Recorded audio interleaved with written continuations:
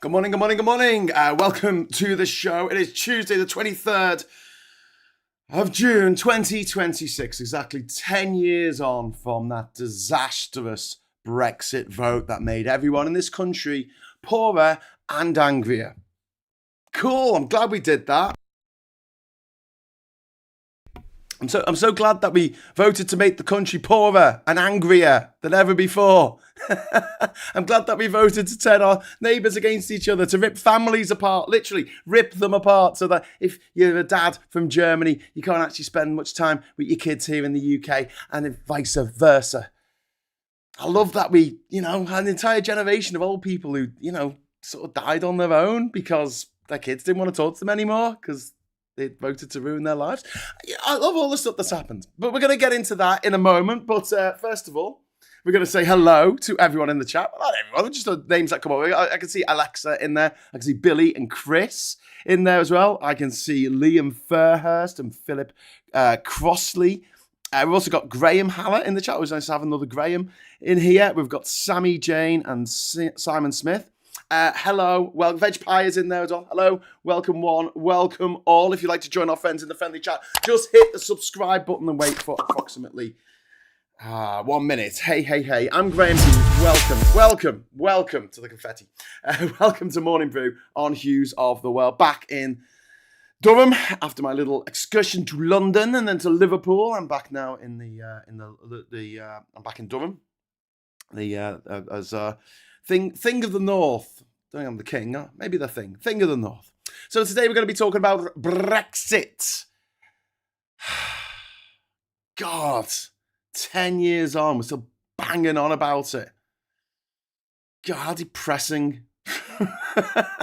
But you know what? It's undoing itself. Do you know what I mean? It will end. Okay, I want to sort of start this on a positive note. That this is being out of the EU is unsustainable. Okay, it's a bit like I don't know, living on Mars and being on the surface and saying no, I've Brexited myself from the space capsule that I actually live in that stops all the radiation from penetrating me bones. Mr. Tiss says hi and oh, fuck Brexit. Yes, indeed. 10 years ago, Britain was sold a lie, a massive, big fuck off lie about national liberation by men who were never coming to queue at a food bank, never lose touring income, never drown in customs forms, never have to watch their small export business die. Brexit was not a working class revolt, far from it. It was an elite project by the toffs of this country, the rich bastards of this country, all privately educated. Farage, Wigmore, Tice, Hannon, Rees-Mogg, Johnson, Gove, Cummings, Oakenshit, Ammonbags, Wigmore, all of them privately educated. Is that coincidental? The people who were trying to get us out of Europe the most were the people who will be least affected by it. You've got to get that through your head. You've got to understand how fucked up that is and why here we are 10 years on and we are still so angry about what they did to us, about what they did to our country. And now, as we lead the wreckage of the 7th Prime Minister in 10 freaking years. In the first 28 years of my life, I was 28. Right? I was 28 years old and I had lived through 3 prime ministers. Thatcher, Major, Blair. 1979 to 2007. I was 28 years old. Is that the maddest thing? In the last 10 years, you were born in 2016. You're 10 years old. You've lived through 7 prime ministers now. Because as soon as that Brexit vote happened, it's been an absolute political, social, financial, economic, environmental disaster for this country. And when Labour go, oh, we haven't got any money. We haven't got the money for that. We would love to do that, but we haven't got. Why haven't they got the money? Because of Brexit. Francis, thank you very much for the £5 super chat. There you go. There's a bit of money. First super chat of the week. Thank you so much. Farage gave Johnson, Tice, and all twats. I hate them all. Yeah, I absolutely despise them. And don't forget, none of them took these rights for themselves. They were happy to take them from you. They were happy to take them from your children and your grandchildren to go and live and work anywhere they wanted in Europe. They took them away. They took those away. And what did they leave us with? Big bloody smouldering, boiling cauldron of shit. Richard, thank you very much for being a member for 25 months. Woo! 2 years and 1 month. But sovereignty and frolicking unicorns. Brexit was an elite project dressed up in a fucking flat cap. It was a way of the elites getting one over on who they see as the grasping middle classes. The people who sold it called themselves insurgents, while bathing in piles of inherited privilege, media access, donor money, hedge fund fucking logic, private schooling, and Oxbridge fucking degrees that they didn't even need. You know, rich fuckers, they're like cuckoos. They just muscle all the other eggs out the nest. Do you know what I mean? They take all the top jobs. They take all these spots at Oxford and Cambridge and Durham. 38% of the students here in Durham, in this mining town, for Christ's sake, are all privately educated. 38%. And the thing is with the privately educated, they don't need to go to university. They're going to do all right. They only do it for the status. They only do it for to go and drink and have a laugh. They don't need to. Farage hasn't got a degree. It doesn't matter. Never comes up. Chris, thank you very much for the £10 super chat. The person I blame most for Brexit is David Cameron. He didn't need to hold a referendum. He could have told the Eurosceptics in the Tory party to shut up or lose the whip. Yeah. I mean, there's a lot of people. If you read how they broke Britain by James O'Brien. If you read this book, let's list them. Rupert Murdoch, foreign tyrant billionaire, Australian-born, lives in America. Paul Dacre, the editor of the Mail newspaper, gobshite. Andrew Neil, the presenter of BBC Politics, while also being the chairman of The Spectator magazine. It's the most fucking vile Nazi fucking rag that's ever fucking existed. Matthew Elliott, rich posh boy. Nigel Farage, rich posh boy. David Cameron, rich posh boy. Jeremy Corbyn, who also went to a private prep school, by the way. He's never had to worry about the boiler blowing up and needing $2,000 instantly. Dominic Cummings, another rich, privately educated guy, went to Durham School for Boys. Lives in a fucking castle. Boris Johnson, yeah, very, very rich. Went to Eton, just like David Cameron. Liz Truss. Liz Truss is the only one on that list who's British and didn't go to private school. The only one. The only one on that list from Britain. Absolutely fucking unbelievable. And people still, to this day, clinging to the con, clinging to the twitching corpse of this fucking Brexit that they were sold as going to be amazing. It was good. And then you go to someone who voted for and go, how's your life changed for the better? Sovereignty, sovereignty. I like the sovereignty that I had when I was allowed to live and work anywhere on my own fucking continent. Thank you very much. Thanks for taking that from me. People go, you go on the internet and you talk about politics. I say, yeah. Do you know why? Because I would like to talk about travel, but I can't work in Europe anymore without a bunch of bloody work permits and visas and green cards and all kinds of shit. And do you know what? Probably half decent enough as a presenter to maybe make that work. But when there's an alternative, some fucker who voted for Brexit, who's got an Irish passport, they're all right, aren't they? They're all right, Jack. They can work anywhere they want in Europe. They can get all the presenting gigs. I can't. Cameron is also the one I'm most mad at. He didn't need to do it. Such a risk simply to appease an internal war, and it was advisory, for fuck's sake. Yeah, the Schrodinger's Brexit, it was at once advisory, So it wasn't to the same legal standard as a legally binding referendum. So basically, the Leave.eu cheated. Vote Leave cheated. They literally fucking cheated. Leave.eu were given £7 million from privately educated twat Aaron Banks. Aaron Banks. We're going to just smash the oiks. £7 million.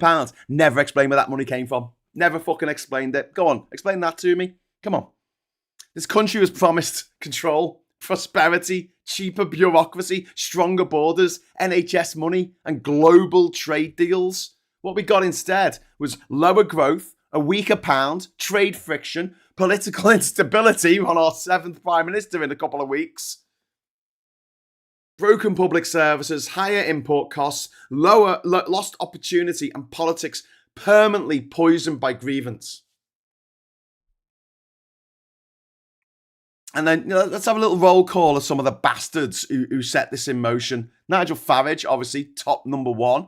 Dulwich College, where he was a massive fucking racist. City commodities trader. Yeah, not a market trader. He's not fucking Del Boy from Only Fools and Horses. He was a fucking commodities fucking trader. Millionaire. Born a millionaire. UKIP, Brexit Party, refuck. Sold himself as the voice of the ordinary people while building a career out of anti-EU rage that he manufactured while his wife and his fucking mistress was sitting on that same fucking gravy train earning over £1 million a year. £1 million a year out the fucking EU that he was trying to destroy. And he employed his wife, he employed his mistress in his office. It's all right for him. You know, the normal laws, the rules that we abide by, the laws, the code of conduct, the being decent, having a bit of chivalry about us, they don't have to do that. They don't have to do any of it. And they get richly rewarded by people who still to this day are like, yeah, it was a great idea, that. That was great. I love the Brexit. I love it. It's given me no rewards whatsoever. But, you know, Boris Johnson. Oh, hang on. No, before we go to Boris, £5 million. Were you given £5 million for your Brexit campaigning? Nigel Farage was. By someone who doesn't live here. By someone who lives in fucking Thailand and launders money for the guy who is currently invading Europe and murdering and raping European men, women and children as the campaign of carnage of across Ukraine continues on to this day. It's a 3-day special operation now in its 5th fucking year. Boris Johnson, get Brexit done. Eton, Oxford, Bullingdon Club used to go around burning £50 notes in front of homeless people. Smashed up restaurants, smashed up lives, forced his mistress to have 2 of his abortions and lied about it. He lied to his editor, he lied to the Queen, he lied to his party leader, he lied to the nation. How do you know if Boris Johnson is lying? His fucking mouth is moving. Did you see what he did during COVID? He let us die. He said, let them eat cake. No, let us eat cake. That's literally what he said. He didn't even want us to have cake. He wanted all the birthday cake for himself. He was surprised by it. Do you remember that? Yeah, but according to the people who voted for Brexit, he had the right idea. Don't listen to me. You know, all I've got is an A in A-level fucking politics and, well, a degree in politics and history. Oh, yeah, and I've been to every fucking country in the cunting world. But don't listen to me. You know, someone that you know. Listen to this guy, Boris Johnson. He seems to have, your best interests at heart. I mean, for fuck's sake. Come on. Use an 80-seat majority to ram through the Brexit that they wanted. The Brexit and then instantly they're like, oh, this isn't the Brexit we wanted.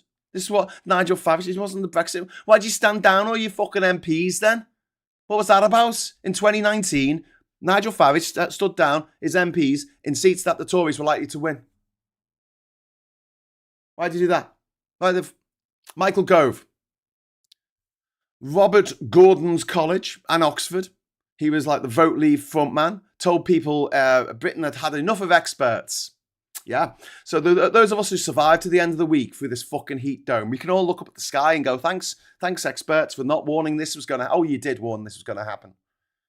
Isn't it interesting that people see that, when they predict the weather, when they say there's going to be a big fucking, there's going to be floods or there's going to be a heat wave or whatever, we trust them.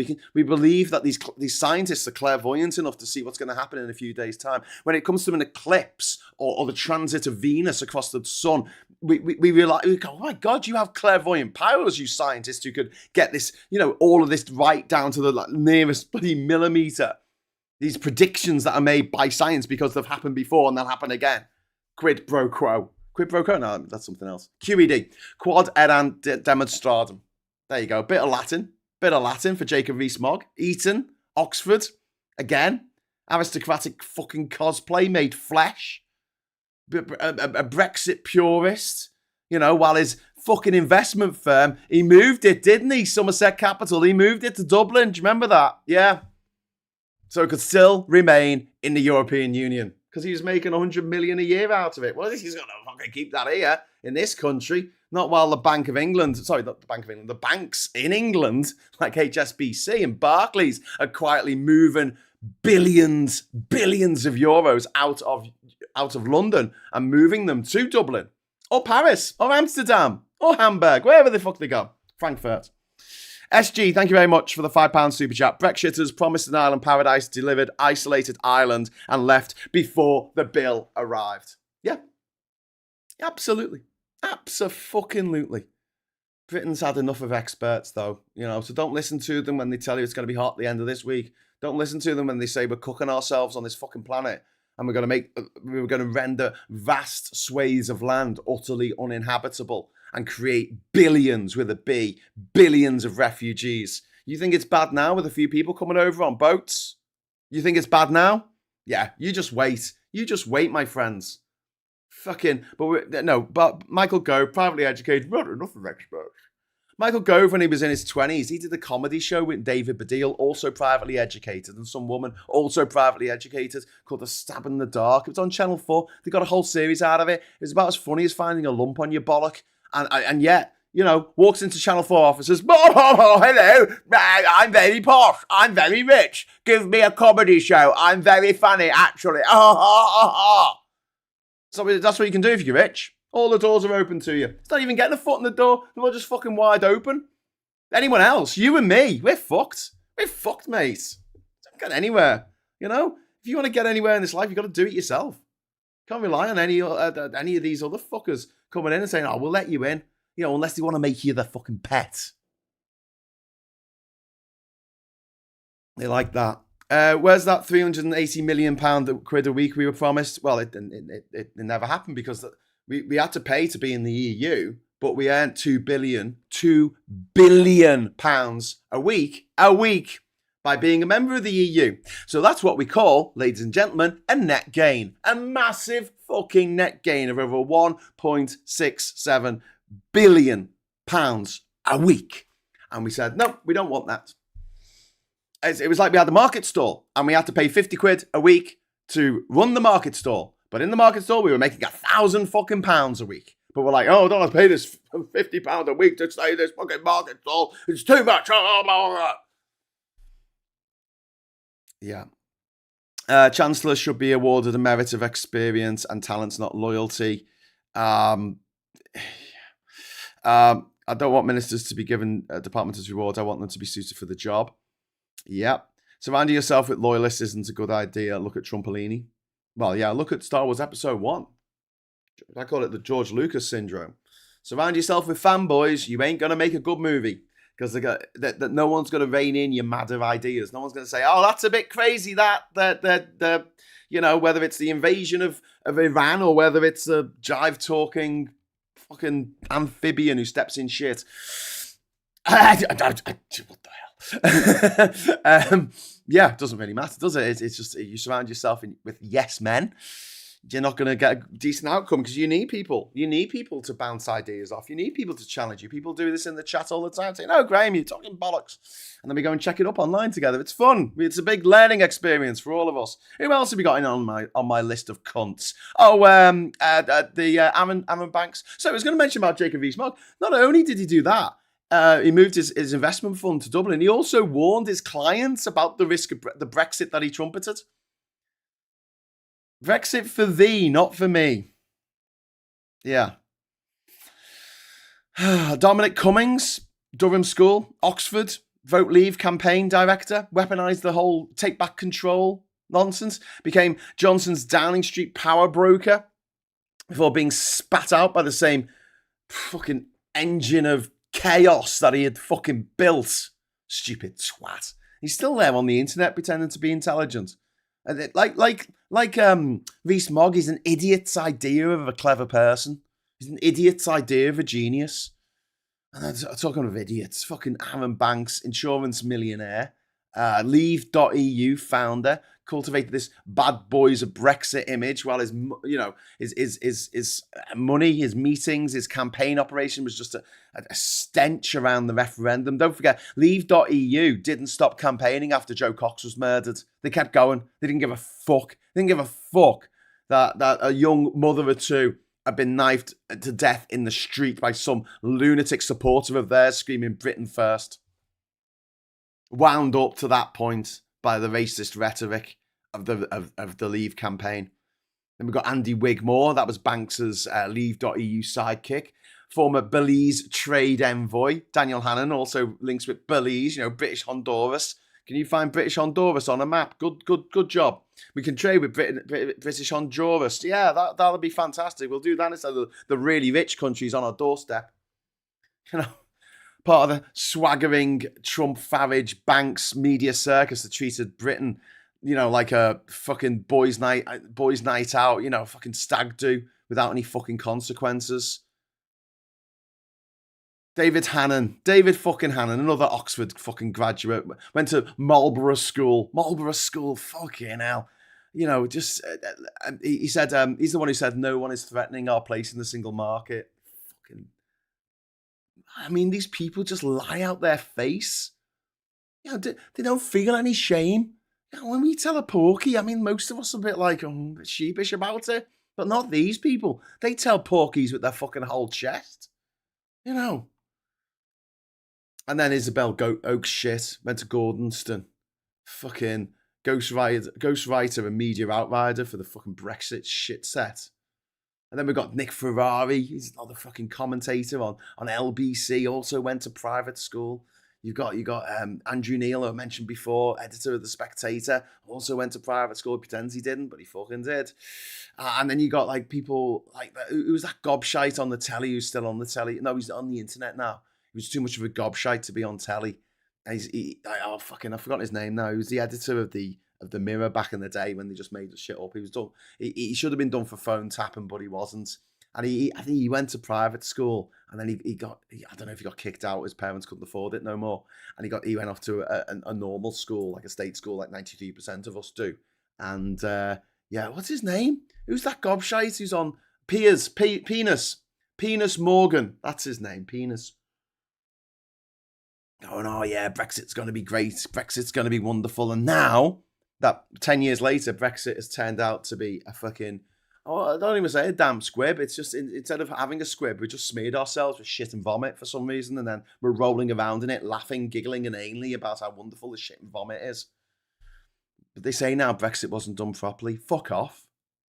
You hear this when you're a kid. When you go to a house party with other children, in university, and you're standing around having a beer and someone will come up to you and they'll say, communism's a great idea on paper. It just doesn't really work in practice. And I'm like, fuck off. It's not a good idea on paper either.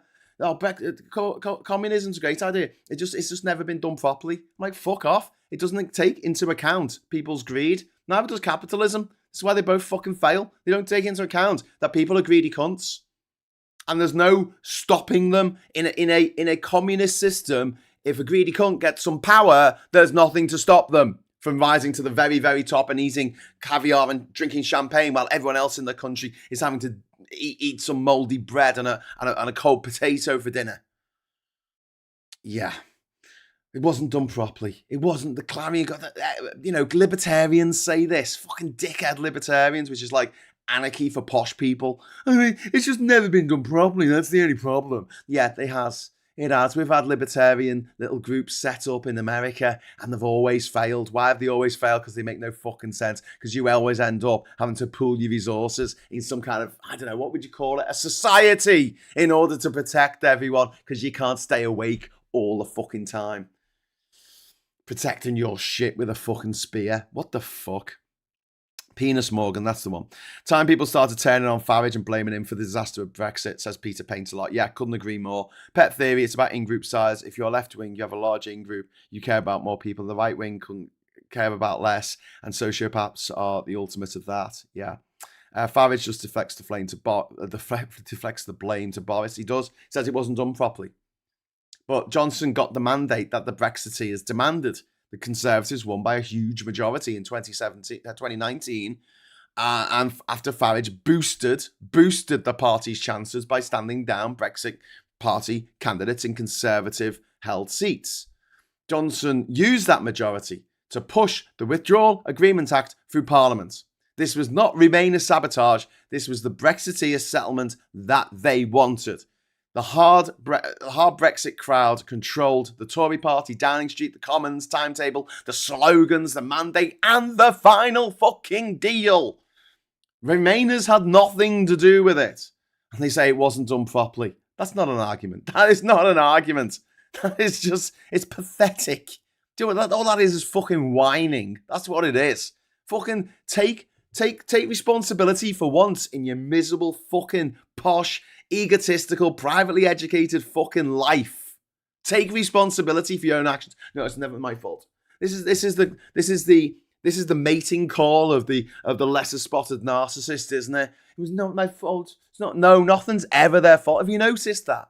Have you noticed that it's never, ever, ever their fault? They never say sorry, never apologise, whether it's Trump or Farage or Boris Johnson. It's always someone else's fault. Wasn't done properly. They needed more time. No.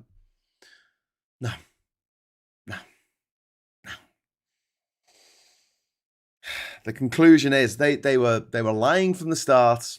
They had no clue. They had no plan. And there's a BBC show on at the moment called BBC, the very British Civil War. And in it, Boris Johnson admits he had no plan. He fucked the country. To hell with the consequences. Just like he fucked his mistress, to hell with the consequences. And he forced her to have a couple of abortions. Oh, imagine that. Imagine that, putting that on your CV, that you'd had not one, but two of Boris Johnson's abortions. Yeah, she's privately educated as well, by the way. Yeah, they're all in it. There's a little gang, there's a little clique that runs this country that are all privately educated. Now, Andy Burnham, not privately educated. They're gonna rip him apart over the next few years. You just watch. But Andy Burnham, he can roll with it. He can roll with the punches better than Keir Starmer can. And we'll get into that later. But the economic damage, Jesus Christ. Brexit reduced UK GDP by 6 to 8%. 6 to 8%. Let's call it 8%, right? That's over £200 billion our GDP reduced by. Look it up. Should we do it together? Come on, let's do this. Let's do this, right? This will be fun, right? We'll go over to the papers, right? And then I'm going to go to GDP UK 2007. Okay? The GDP... the AIO, I don't want an AI overview. They used to give a little chart. It was really nice. They used to give like a little chart on here, but they don't anymore because they're bastards. But there you go. In 2007, UK recorded a strong economic performance with an annual gross domestic product growth rate of 2.4%, and the nominal GDP for the year was approximately $3.1 trillion. Okay, now I'm just going to change the search code here. And the gross domestic product was around 3.08 trillion. It had gone down. So that's your GDP in 2007, and there's your GDP in 2022. Look, I know that GDP isn't the best way of, measuring anything. I get that. We can all agree on that, right? But that fact, the fact that for the 10 years between 97 and 2007, our economy, our GDP, right? It doubled. It literally doubled in 10 years. And then from 2007 to 2022, flatline. You just saw it. You just saw it there. I just Googled it. You can Google it yourself. I'm not making this up. This isn't a fucking meme that I've just invented, pulled out my arse. That's the fact. And that's why this country's got no money. This is why there's not enough money to help our kids, to help our ex-servicemen, to get people off the streets, help the homeless. This is why the waiting lists for getting a hospital appointment are like 3 fucking years. This is why the waiting list for getting a trial for someone that's done something horrific to you is 3 fucking years, because we've got no fucking money. And this is exactly what the experts said would happen. But we're sick of experts, aren't we? You know, not only did I get an A in my A level, I could show you actually. I could show you, because this is my my A level certificate is underneath this one. But I thought my Curry Hell challenge at the Newcastle Rupali restaurant. There's me with Lord Abdul Latif, Lord of Harpole, was it? He's not with us anymore. That's after I ate the hardest curry in the world. I only had the one frame, so I had to swap it out. But my A level certificate is underneath this, and I got an A. I got an A in politics. I don't know how I got an A, but you know, I got one. There was only 3 kids in our school who got an A in politics, A level 3, and I went to Bluecoat, the best school in Liverpool. So that, you know, should give you an idea of my sort of knowledge about politics. Oh, then I went to Manchester University, Redbrick University, Russell Group University, and did politics and modern history. There's only 90 of us on that course, and I got a 2-1, drinking man's first, and and then I went to every fucking country in the world. And then after the Brexit vote, I travelled around Europe. I met the government of Gibraltar. I sat down in Brussels. I sat down in the EU Parliament. I went to Luxembourg. I went to Malaga. I went to all these different places. I went to Geneva and sat down with representatives of the International, not the International Monetary Fund, with the WTO, the World Trade Organization. And the way it was described to us is, imagine there's all these cars driving down the motorway, and essentially your car, for no reason, you just put it in first. You just slam it into first. You're doing 70 miles an hour, and you just slam it into first. What happens? Does the engine blow up? It's going to slow you down. Meanwhile, all the other cars are going faster, going ahead further. More money for investments. Money makes money. So the more investment you have, the more money you have going around the system. Simple as that. And if you're not making anything because you've had no investment for 10 years, then what do you think the economy is going to do? And now we're getting excited. We're getting all giddy in our pants when the GDP goes up by 0.1%. We're like, yes, 0.1%. I mean, fuck. So yeah, I did all that. And yet there are still people who I know personally in real life who have known me for years, and they would still, to this day, rather believe Nigel Farage. They'll rather believe a fucking meme that they've seen on fucking Facebook. And they wonder why I don't talk to them anymore. They wonder why I just like, oh, whatever. Can't be dealing with it. And I know you're going to think, oh, you arrogant cunt, Graham. You know, you fucking, oh, look at me. Oh, I'm the man I am. Well, you know what? In some respects, my ego is hurt by this. Because I would expect that, obviously no one from down south or, particularly posh is probably going to listen to me because I've got a northern accent. But, people I grew up with, come on. But no, Nigel Farage all the way. Nigel Farage over everything, over the friendship, over family, over the bonds that were grown over years. Nigel Farage to come along with a bunch of bollocks. And it's been proved to be bollocks, and it doesn't matter to these people. They don't care. And you know what? When you put up your little fucking memes, you send your little messages saying, I love you, Nigel, look at me. He's never going to see your message. In the same way that J.K. Rowling's never going to see your message saying that you don't like trans people. But you know who will see your message? Some people who are trans. Maybe some of your friends who are trans. They'll fucking see it, won't they? I did see an analogy of the economy being like water. If it's moving, you can get work out of it. Yeah. Bless you, Chris, for thinking that the DM has any relationship with facts.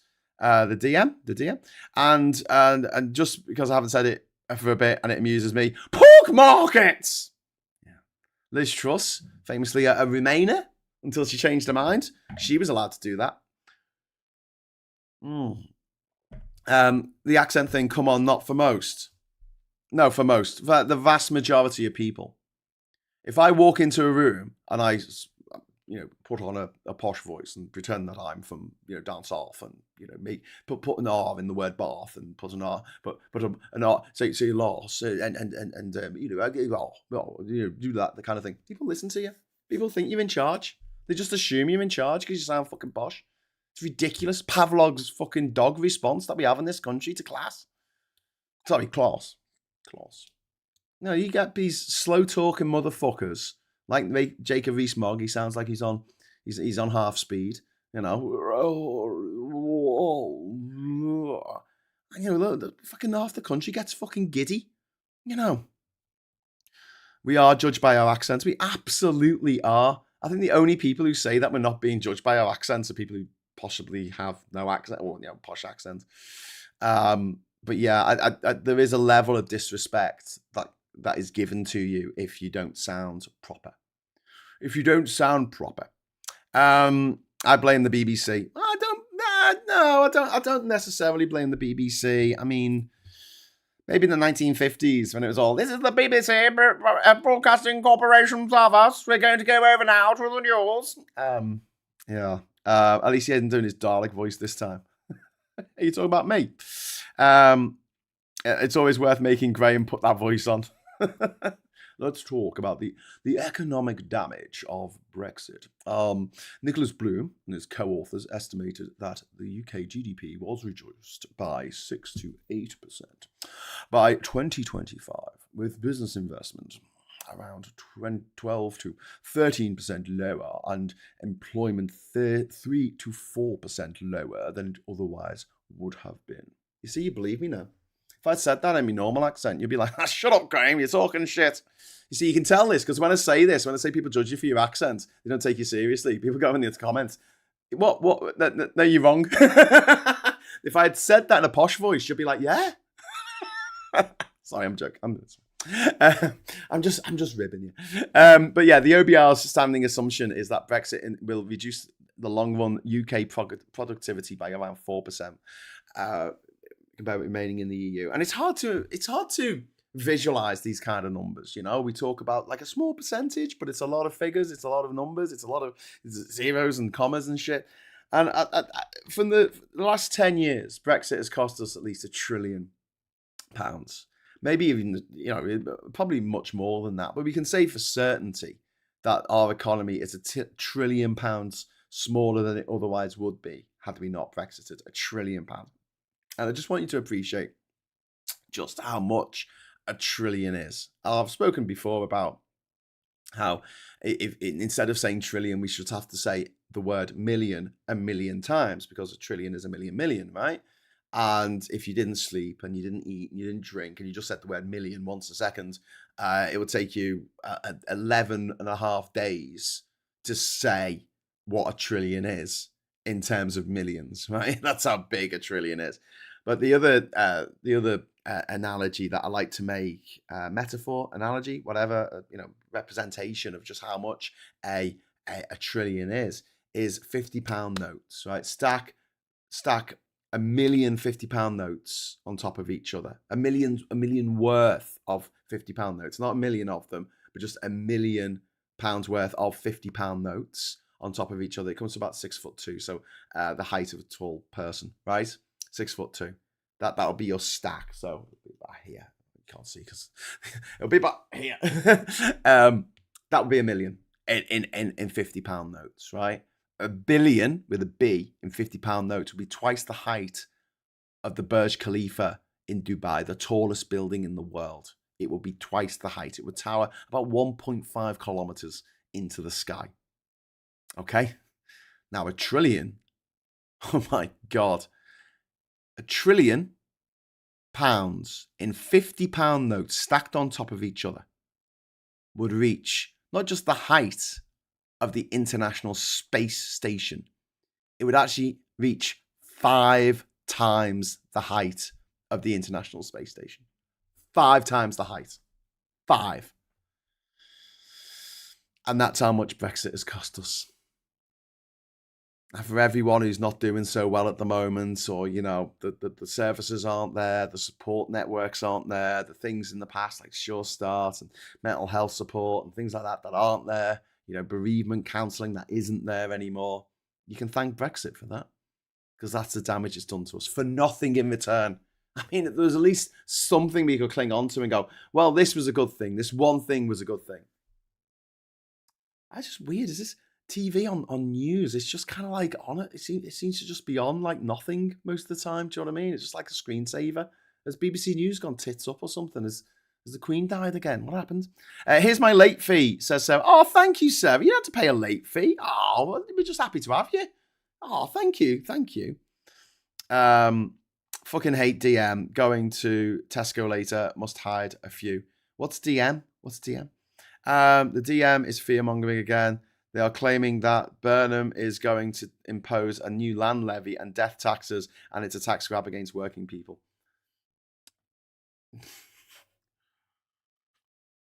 Is that the fail? Is that the daily fail? Yeah, here we go. Yeah, so look, business investments took the hit because Brexit created years of uncertainty before adding permanent friction to Britain's biggest trading relationships. And sterling reset lower after the referendum, and it stayed low. The pound has averaged €1.16 to the pound since the vote, compared with €1.27 a decade before.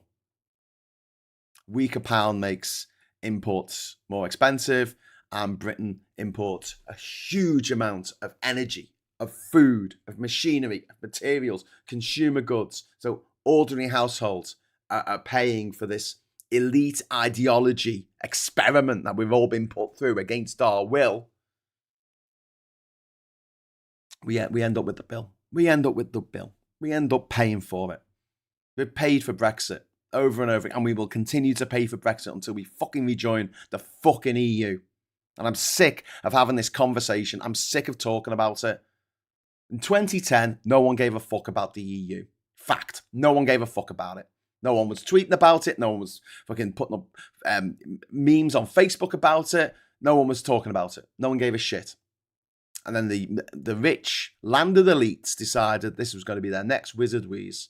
They would make the EU the bête noire, the public enemy number one, the source of all your troubles. Your dog's died, it was the EU. Your wife's left you, it was the EU. Can't get it up anymore, it was the EU. They're coming to take your polar bears. They're coming to take your cup of tea. This is what they told us. They're coming to take our swings and roundabouts. They're coming to take our condoms. They're coming to take our bendy bananas. This is what people were told, and this is what people believed. And then the moment that they achieved their objective of fucking this country forever, for an entire generation, as soon as they achieved that, and don't forget, no one born this century was allowed to vote on Brexit. No one born this century got to vote. And yet, what did they do in 2016? Let's go to trans people now. We've done the EU, we go to trans people, use them as a Trojan horse in order to get us out of the European Court of Human Rights, not the Convention for Human Rights. Because that's the next big task for the Tories and the refuckers, Nigel Farage, getting us out. They've already taken away our freedom of movement. Now they want to take away all our rights, all our workers' rights, our renters' rights, our human rights. They want to get rid of them all. Don't forget as well, if you like animals, they're going to get rid of all the animal rights as well, so you can beat your dog to death and not go to jail for it. That's the future that they want in this country. That's the future that Farage wants. He just wants death and carnage because it's very, very, very, very profitable for him. He has no morals. Neither does Boris Johnson. He has no morals. Has no shame. Just 100% ego and grift. And I feel like when I sort of brag about my credentials in terms of actually getting off my fucking arse and going to every country in the world without flying, something that the travel editor of The Guardian, to the people that, all over the country were saying you cannot do. This is impossible. No one can do this. And I fucking did it. And what did it get me? Nothing. It didn't even get me any respect. I mean, you know, obviously it didn't make me any fucking money because I didn't go to the right school and I don't have like doors open to me, whatever. But to not even have the you know, to not even be able to um be respected enough to when I say, listen, rest of the world, there's 9 countries that are not in the EU, nine that are counted as advanced economies that aren't in Europe. Sorry, 9 countries. So there's 44 countries in Europe. So there's 150 countries that are not in Europe. 150 countries not in Europe. Okay? And of those 150 countries, there are 9 advanced economies, according to the IMF. Not a single one in Latin America. Not a single one in the Caribbean. Not an island nation in terms of, you know, an independent nation.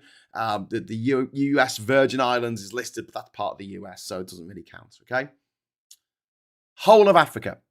There's 54 countries in Africa. How many of them do you think have an advanced economy according to the IMF? 0. Big fuck off duck egg. Okay, so what about Asia? What about Asia? How many countries do you reckon there are in Asia that have an advanced economy according to the IMF? 5. In the whole of Asia.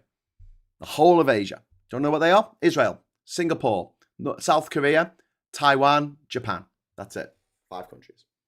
But Graham, the United Arab Emirates have got loads of money. Yeah, it's a fucking monoculture, mate. Mono-finance. Well, the mono-economy. What the fuck it's called. There's a word for it. Basically, it makes all this money out of oil. And so it's not seen as an advanced economy because if the oil runs out or people stop using it, they're going to fail as a state. Same with Saudi Arabia. Same with all these countries that got rich off oil. Once the oil runs out, they got nothing. Look at Nauru in the Pacific Ocean. Got rich in the 20th century, 1980s. It was the richest country per capita in the world. GDP per capita, highest in the world. Nauru in the 1980s. And then they got rid of all the easy to reach guano, the bird shit that they were farming to the rest of the world, mining, digging up. They got rid of all that, and the only stuff left is really hard to get to, and there's not much of it, and now they've got no money. Oh, and it's a big ecological disaster as well because the top of they took away all the soil. They took all the soil away and just left these exposed. Sort of ossified. Ossified, is that the right word for it? Left this covel, this like ancient covel that's been exposed, like limestone, effectively, which just reflects the heat back up and creates what you would call first of all, they can't farm anything. They can't put any. They can't farm anything. Everyone lives around the coast because the interior is fucked. It's a desert. They turned it into a desert. But also, since it's a desert, and they got rid of all the greenery there. It means that the heat from the sun is reflected back up, and it creates a bit of a heat vortex. Can you imagine like a column of heat above the island, and that pushes the clouds away? The former chief executive of the Scottish National Party has been jailed for 5 years and 3 months. Wow. Well, also Jeffrey Donaldson of the DUP. The Unionist Party, or one of the Unionist parties of Northern Ireland, was found guilty yesterday of historic sex offences, 18 offences, paedophile offences against 2 women who were girls at the time. Found fucking guilty, and his wife was helping him out as well. She's probably got away with it because she's claimed mental health issues or something. Was anyone rioting in Northern Ireland last night, burning down the houses of unionists to stop this from happening again? Where they fuck. Joe fucking lunatic ran out into Glasgow this weekend and stabbed 5 people. Did you hear about that? No, you fucking didn't. Do you know what I mean? Well, I'm sure you did because you're kind of looped in a bit more than most people. But, you know, racist fucker went round stabbing people because he didn't think they should be there. Wound up by Nigel Farage. This rhetoric of Nigel Farage and his cronies drive people who are already on the edge for whatever reason to do insane shit like murder Joe Cox or vote for Brexit. Yeah, but yeah, I was saying about sort of bragging about my accomplishments, my achievements, my experience, and my qualifications. But here's a qualification I don't have. I don't even have a geography GCSE. Yes, I can draw a map of the world from memory, but and I'm very good at Wordle and global. If you need a geography boffin on your quiz team, I'll probably do all right. Okay, it's a lot easier to remember all the capitals in the world when you've actually been there. Most of them, anyway. But yeah, I don't have a qualification because when I was doing my GCSEs, for some reason, the major government decided that for that year, everyone had to do CDT, right? Which at the time, there wasn't much T. There wasn't much. There wasn't much in the way of technology. It was all craft because that's all we had. Bending bits of metal, making some acrylic shit, and some woodwork. Cutting things up with wood. Yay, tech. Ooh, because we only had some knackered old Archimedes computers in school. Fucked. You couldn't do shit on them. And yeah, the EU is the EU isn't just this thing that we were part of and when we left, whatever. It's also most of the area of our continent that we live on, right? So even though I don't have a formal degree in geography, I feel like when it comes to geography, I'll probably have a little bit of a better grasp of it than other people. Like when someone talks about something happening in Sierra Leone, I know what it is. Like I can point to it directly on a blank map of Africa. I go, that's where it is. I know where the capital is. I spent a few days there. I had a good time. I met people from Sierra Leone. I can go back in my memory and remember what it was like, what it sounded like, what it smelt like. It's a real visceral feeling that is a real place. It's not just some imaginary place. But the people who said, "Oh, we'll trade with the rest of the world. We'll be free to trade with the rest of the world," and I'm screaming, "But there's no one to trade with. There's no one to trade with." You know, I feel like that should be taken into account, even though I don't have a GCSE in geography. But there's lots of people who don't have GCSEs in geography, and they made a big mistake 10 years ago, 10 years ago, when they said, "Oh, we're going to pull out the EU. We'll be able to trade with the rest of the world." And I'm there screaming, but there's no one to trade with. Literally, there's no one to trade with. One of the achievements that they listed with Keir Starmer yesterday was that he had made 5 trade deals in his 2 years. Five of 150 countries that aren't in Europe. He made, and it's like, okay, great. But here's the headline. When I say these countries aren't advanced economy, it doesn't mean they haven't got any money. There's a burgeoning middle class in India and in China. They were quite wealthy. But all things considered, if you're going to try and get a trade deal, you've got to get it with the government of these countries. And you've got 2 problems. One, if a country is a lot poorer than we are, they're not going to buy anything. We might want to extract their minerals for them, but you can't go into a bank and say, "Hey, I want a loan to start a business. What are you going to do? I'm going to buy stuff." Are you going to sell it? No, just going to buy it.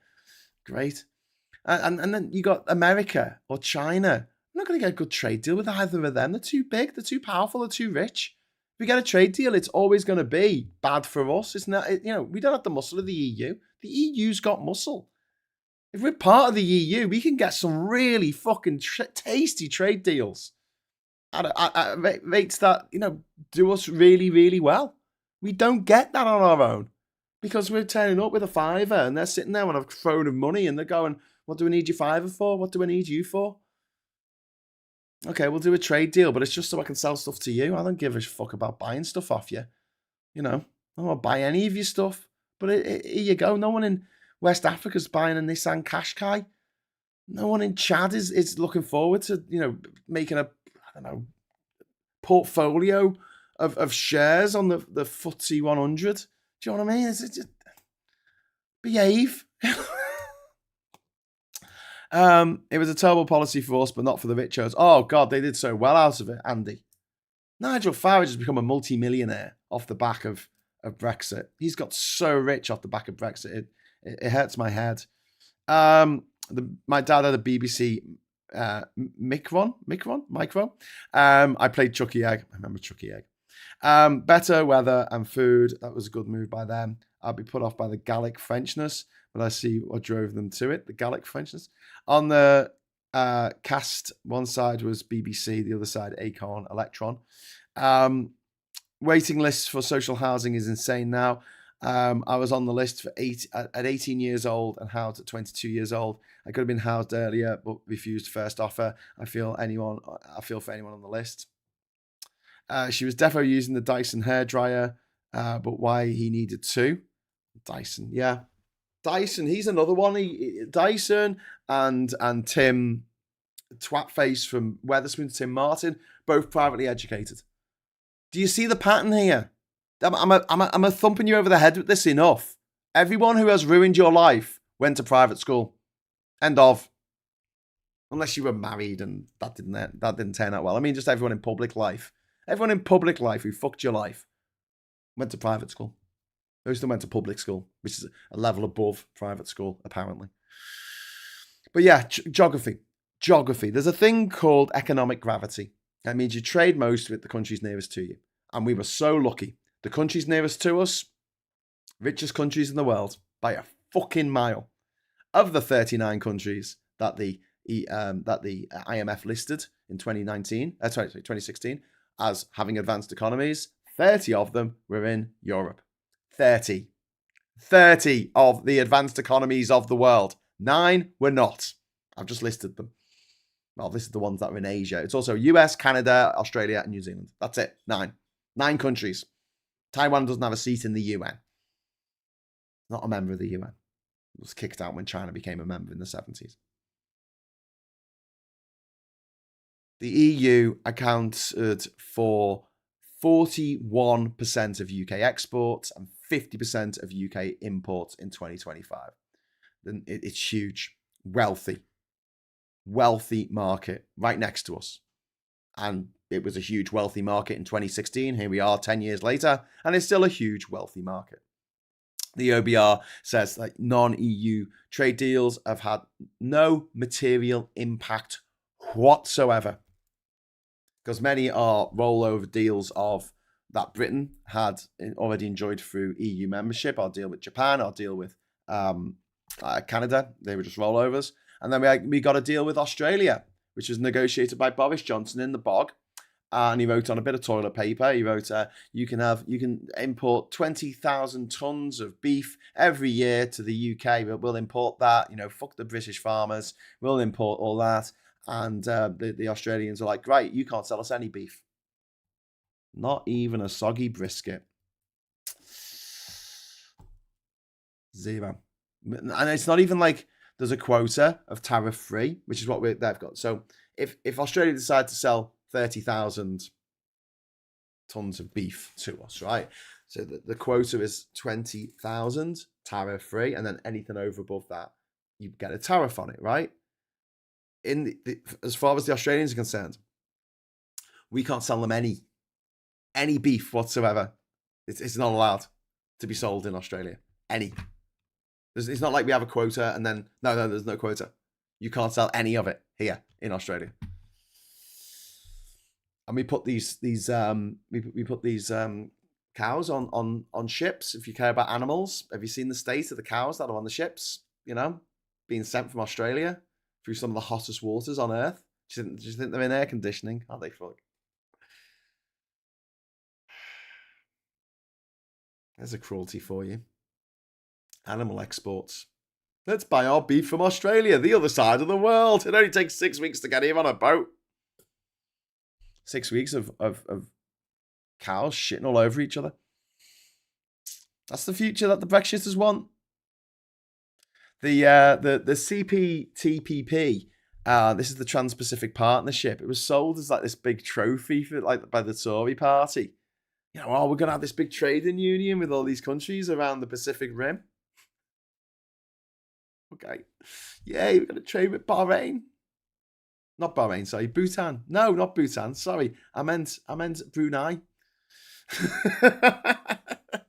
We're gonna trade with the Sultan of Brunei. Yay! It's a tiny country with 2 people and a goat who live there. Well, very, very rich Sultan who puts people to death for being gay.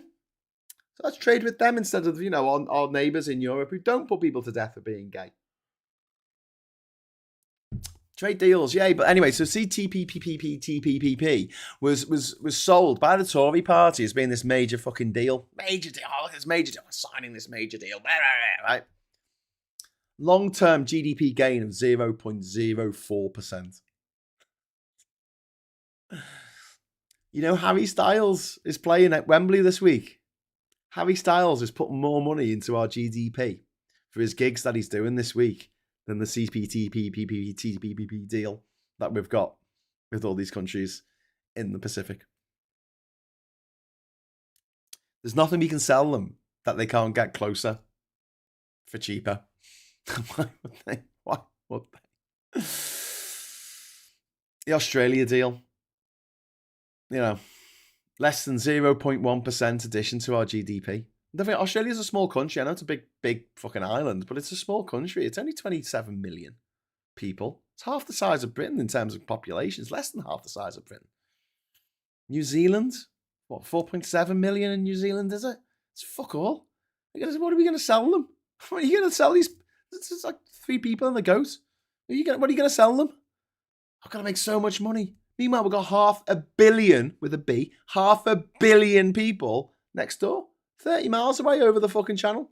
500 million people. 500 million people. It shouldn't be up to me to go like this, pull rank and say, puff my chest out and say, I'm the first person to visit every country in the world without flying. So listen to me on this. I shouldn't have to do that. All I should have to do is get out a map of the world and just point at it and go, poor, poor, poor, poor, poor, poor, poor, poor, poor. Do that 150 times. Relatively poor. Relatively poor. Except for Europe. 39 advanced economies listed. 39 on the IMF site in 2016. 39. 30 of them in Europe. We can only really trade effectively with advanced economies. Because the countries that are developing are not interested in buying the stuff that we sell. Do you understand that? Yeah? It shouldn't be too complicated. The stuff we sell is more expensive, and the stuff that they can get faster and cheaper, especially if they live near China or somewhere. You travel around in Central Africa, what do people want? They want cheap food, they want cheap clothes, they want shelter, accommodation, cheap fuel. Can we provide any of those things? No. Well, this is a charity and we're giving it to them, development funding or whatever you want to call it. But if you want to make money, you want to make actual coin, you don't get any fucking money. Do you think people in Ghana are buying our fucking clothes? No, they're not. Our clothes are washing up on their fucking shores because that's where we take them for recycling. Yeah. Gallifreyan Ren says it wasn't Brexit, it was us damn millennials killing all the important industries like dollies and gravy boats. Yeah. Warren P says Graham Games Workshop contributes more to our GDP than the CPTPPP. Yeah. I mean, it's got 3 P's in it, for fuck's sake. CPTPP. What a ridiculous name. Let's call it the Trans-Pacific Partnership. Zoe Bread, Wigan Council pushback, fire. I love Zoe. She's brilliant. If you don't follow Zoe Bread on TikTok, I really, really recommend. She goes on campaigns against councils, especially Liverpool, Manchester, and now she's got Wigan in her sights because they built these big warehouses on the edge of like where people live, and it's completely fucked things for the people who live in this area. And the council is just refusing to take her calls, and she's a brilliant campaigner. Let's be honest, they were waiting on Daddy Trump to give them a sweetheart deal. Turns out he's not a reliable partner, as we all knew. Yeah, he wasn't going to give them a sweetheart deal. He wasn't going to give them that. He's going to Donald Trump, who's fucked everyone he's ever done a deal with. Many over 55 homes cost over $1,000 a week to live due to care changes. So I see why older folk are put off. Yeah. If you've got dementia, it's $2,000 a week, isn't it? There are 2 types of Brexiters, the red-faced gammon shouting about boats in the pub and the rich bastards living in Turks and Caicos who get wealthier off it. Yeah. Yeah. You know, the world is not a magic shop of like, rich replacement markets just waiting to give Britain better terms than we had in the EU. It's a fantasy. And when people go, we'll be free to trade with the rest of the world. Trying to explain that, the rest of the world has, money. The EU is only, it's only a quarter of the world's wealth. And you're sitting there going, but, but lots of that wealth is concentrated in like 2 countries. And then everyone else, or 3 countries if you include Japan, everywhere else, it's just, there's not much there. It's either, you know, they don't have much money. It's a big country without much money, or it's a small country. And okay, they might have money, but there's not many people. You know, outside of Europe, the comparable major advanced economies: US, Canada, Japan, South Korea, Taiwan, Singapore, Israel, Australia, New Zealand. They also have Hong Kong, Macau, Puerto Rico listed on the IMF site, but that's because like they're part of bigger countries. And the US and China are too big for Britain to bully into favourable terms. And I, these cows are small; those cows are far away. Okay, New Zealand is both small and far away. But I think for a lot of people, when they say the rest of the world, it's like when you don't know where somewhere is. You hear something happens in a place in Britain, and you've got no idea where it is. And you can still be sad that that terrible thing happened in that place. But I Hungerford. I've got no idea where Hungerford is. I'm sure some of you do. I've got no idea where it is. The Hungerford massacre, which happened in the 1980s, it happened somewhere, I'm sure. But I don't know anything about Hungerford. I know that a thing happened there, but I've got no connection to it. I don't know where it is. I couldn't point it out on a map. Sorry, I just don't know where it is. And so I don't feel the same connection that I do to other places where I've actually been, where I've actually, walked through the city centre of Addis Ababa in Ethiopia. That feels more visceral to me, feels more real. And I think a lot of people, they just sort of wave, they just go, rest of the world, the rest of the world. And I'm just sitting there thinking, why are you doing this? Why are you just saying rest of the world? It doesn't make any sense.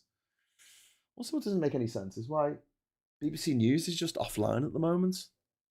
The BBC News channel, it seems like most of the morning it's just been this screen. Is it just when I look at the monitor, I'm like, oh well, it's things going on in the background, I guess. Maybe we got told off for stealing their copyright of their people.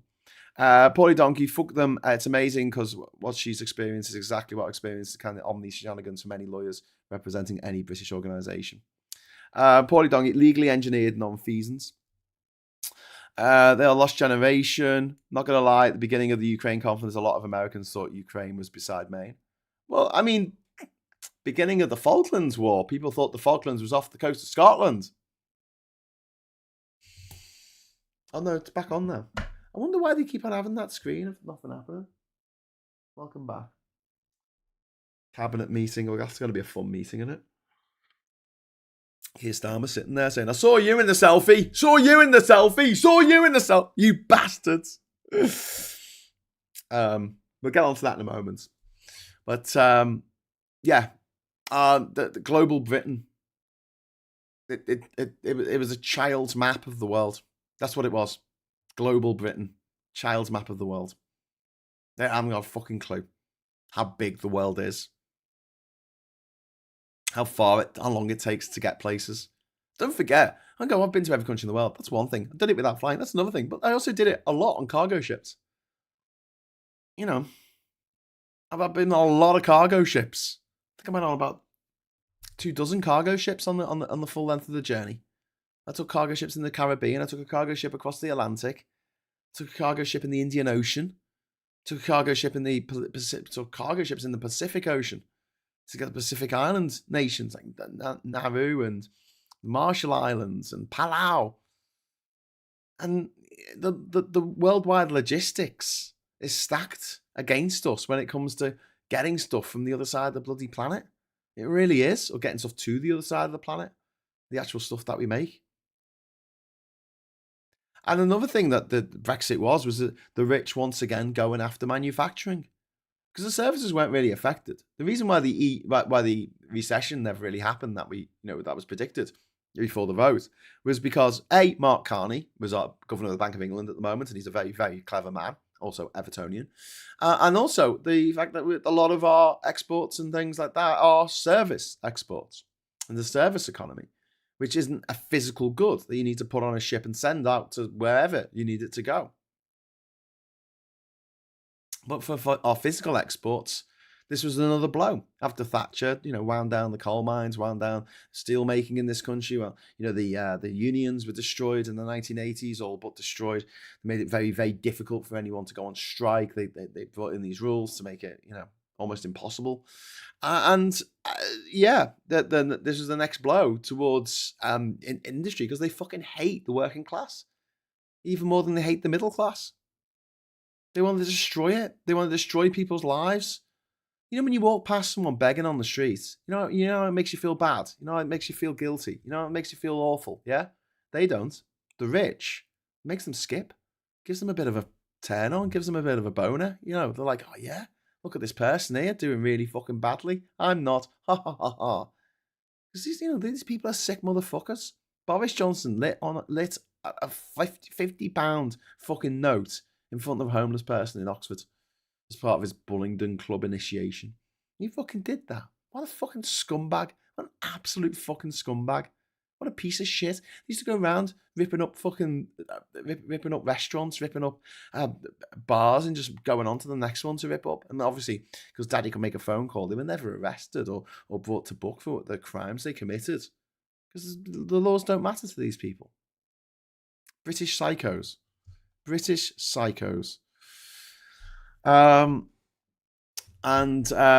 Those reportedly suggesting that he chooses Streeting as Chancellor to reassure the fossil fuel company, says Chris C.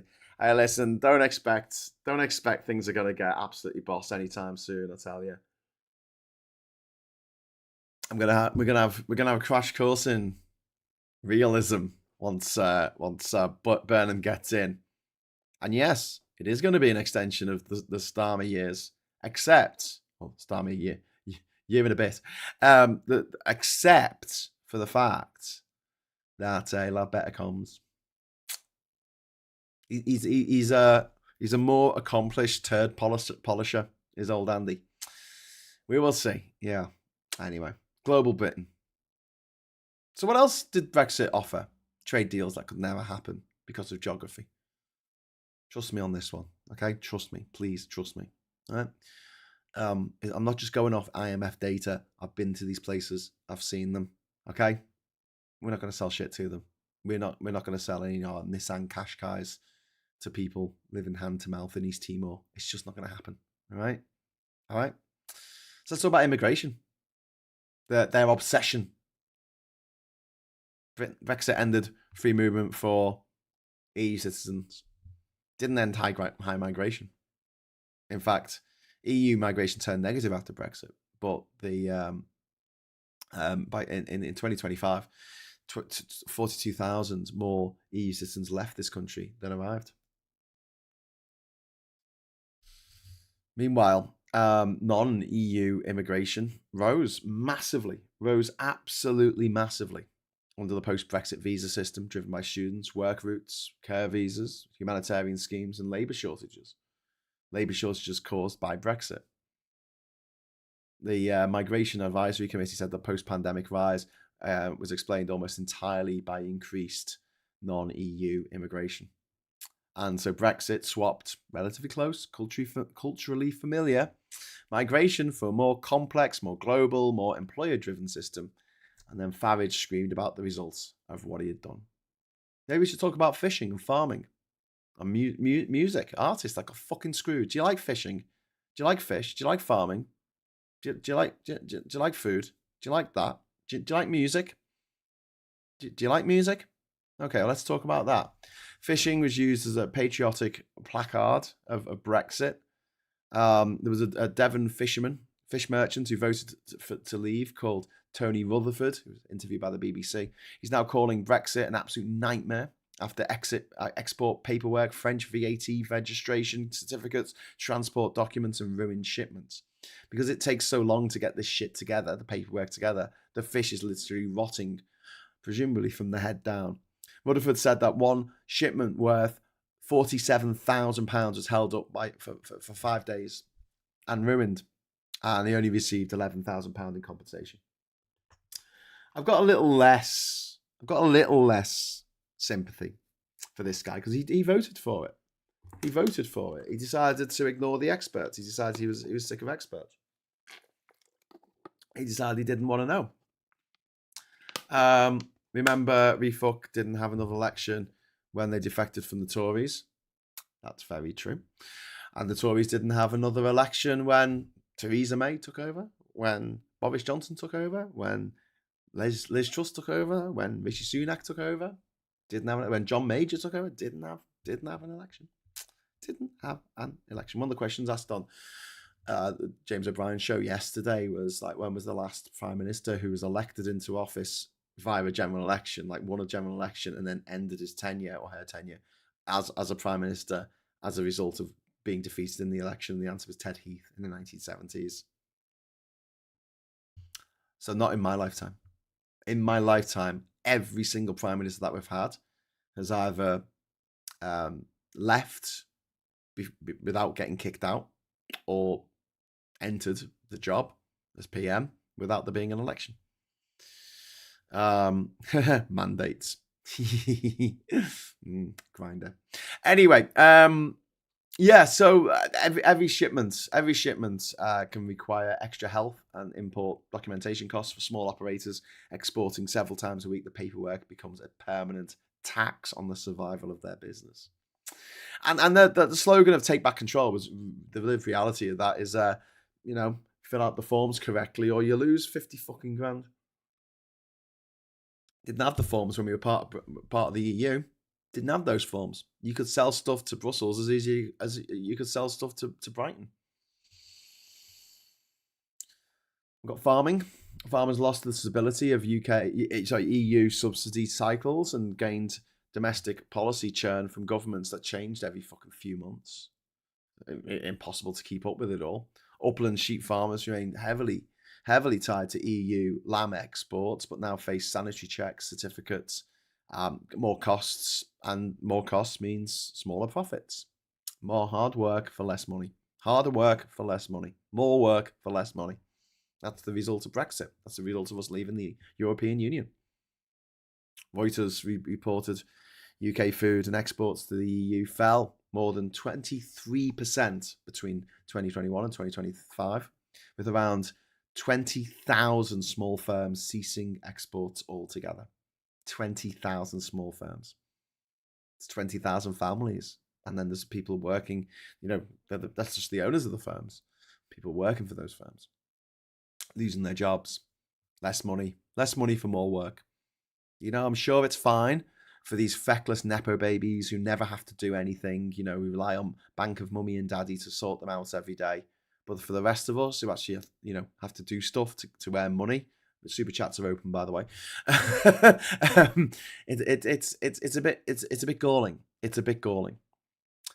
Brexit was sold as liberation from Brussels, but for small exporters, it's like it's just a 200 sides of A4 that needs to be filled out. It's not liberation.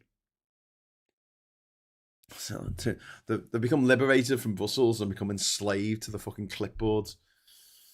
Make sure you don't fill out a box wrong. A single box. Imagine the stress of that. Like, I get stressed parking my car. Parking your car is so stressful these days because you've got to pay every time you park it anywhere. You got the stress of like, well, I'm going to get a ticket. Did I read the sign wrong? Am I going to get back in time? Blah blah blah. Imagine how stressed you must be running a business knowing that if you tick the wrong box by accident, it can cost you 50 grand. Don't make a single mistake. It's like that bit in that thing from Demolition Man where they swear and a thing comes out the wall and gives them a fine. It's like you make a single mistake on a form, 50-page form, and you make a single mistake, and that's it, 50 grand fine for that one mistake. Meanwhile, some monster rapes a bunch of women and gets fined 200 quid and given community fucking service. The place I worked at was making 900 car seats over both shifts, and then Brexit happened. Here we are. They're making 120. Made us all poorer, except for the rich. The rich got richer. Fuck's sake, the Guardian's reporting that Burnham's team has asked former Goldman Sachs chief economist and Conservative Minister Jim O'Neill to become his chief economic advisor. Yep, Chris, I'm telling you, mate, we'll get into this, but don't get your hopes up. That's all I can say. I got my hopes up for the communications being better. I mean, number one task for me is stopping Nigel Farage from becoming Prime Minister. Everything else at the moment, I'm afraid, is a nice to have. Why are we in this situation? Why are we in this shitstorm at the moment? Because of Brexit. We don't have the heft that we used to have on the international stage. We don't have the heft when it comes to the economy that we had in 2007, before the credit crunch, before Brexit, before austerity, before COVID, before the Ukraine war, before Liz fucking Truss. Farage caused Brexit, which has cost the UK billions every year since, and accepted the £5 million from a crypto billionaire who do working people loathe. Starmer, who do working people love. Farage. Yeah. For the record, I'm absolutely going to say I told you so when Burnham is no different from Starmer. I don't need you to tell me. I don't think he's going to be that different. I've got to be honest. I think he's going to be Prime Minister. I'm happy that he's a Scouser and he supports Everton just for, box ticking exercises. I'm glad he didn't go to private school. But, yeah, we've got to be realistic here. Our country's fucked. This country is fucking fucked. And every time the economy dips, people are plunged into poverty. People end up on the streets. People end up with more, severe mental health problems, family breakdowns. Number one cause of arguments in this country between spouses, money. Viper Scott is going, right? You all stay safe and well. Have a good day wherever you are. Oh, thank you very much, Alistair. That's very kind of you. Well, Bojo snuck off to bunga parties with Russians. Yeah, wild sex and drug parties in a very decadent sex parties in the Dolomites, was it? In Italy. Hosted by the son of a KGB officer.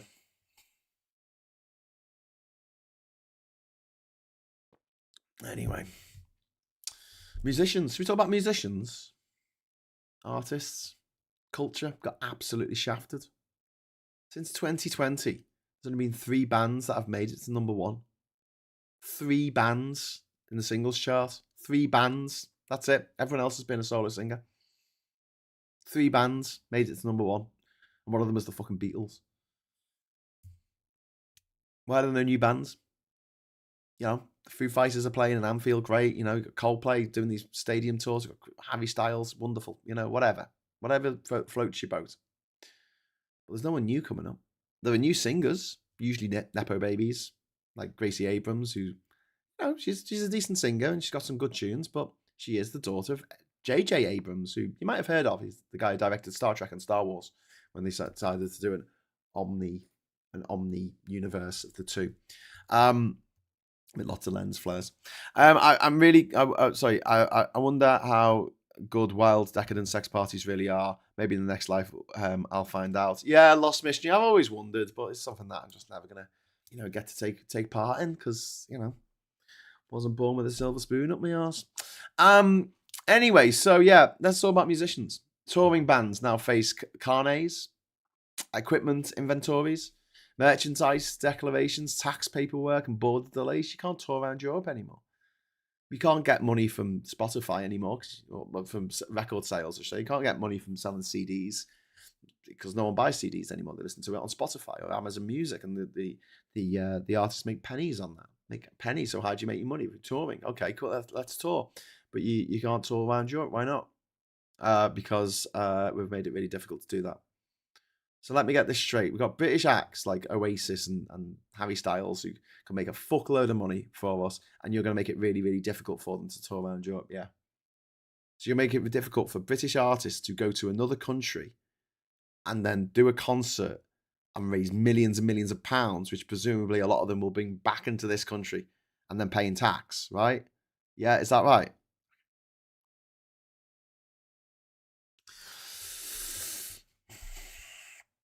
Um, there's an interview with James Bettis of this Oxford band called Canada, I think, who he describes having to list serial numbers for his guitars and amplifiers and even individual FX pedals before touring Europe. You know, so you don't sell it, and you got to keep an eye on everything. You know, something goes missing, drops off the back of the van, you'll be charged for it. So if there's a guitar that someone grabs, that you'll be charged for it on the way out because they'll assume that you've sold it.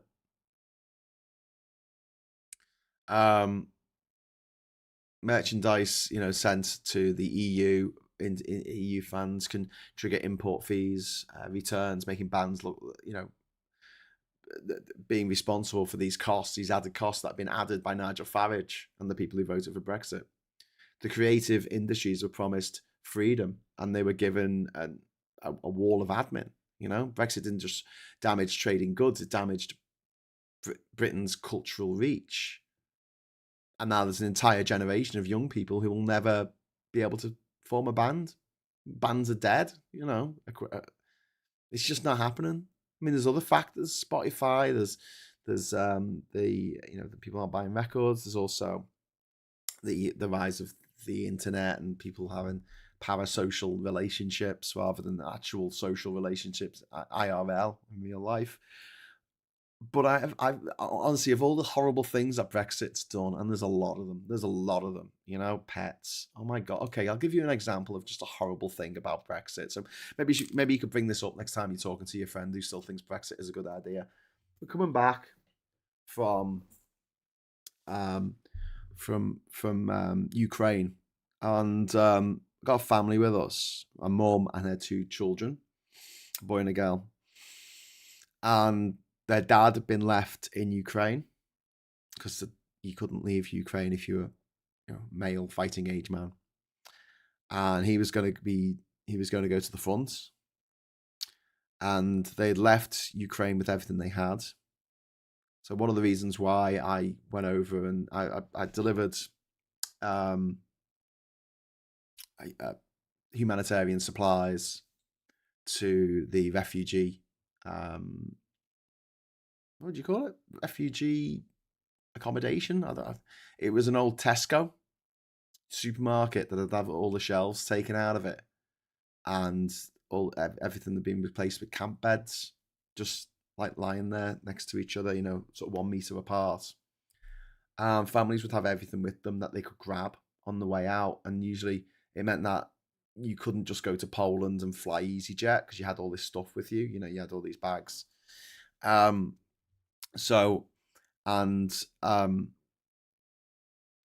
Natasha and her two kids had this gorgeous little Maltese dog called Oliver, white Maltese, just the cutest dog you could possibly imagine. So well behaved and wonderful. Just if I was going to have a dog, this is the kind of dog that I would consider, either that or a husky. I love huskies. A big fluffy husky, please. Thank you very much. Keep me warm in these cold summer nights here in Durham, where it's still 18 degrees, whereas the rest of the country is like 40 degrees. Welcome to Durham, the coldest place on earth. Anyway, so we're traveling through, and they've got an EU pet passport for little Oliver, and we get news as we're driving towards Calais to get on the go through the Channel Tunnel, and we get news that they're not going to let Oliver come into the country because it needs a UK pet passport now because of Brexit.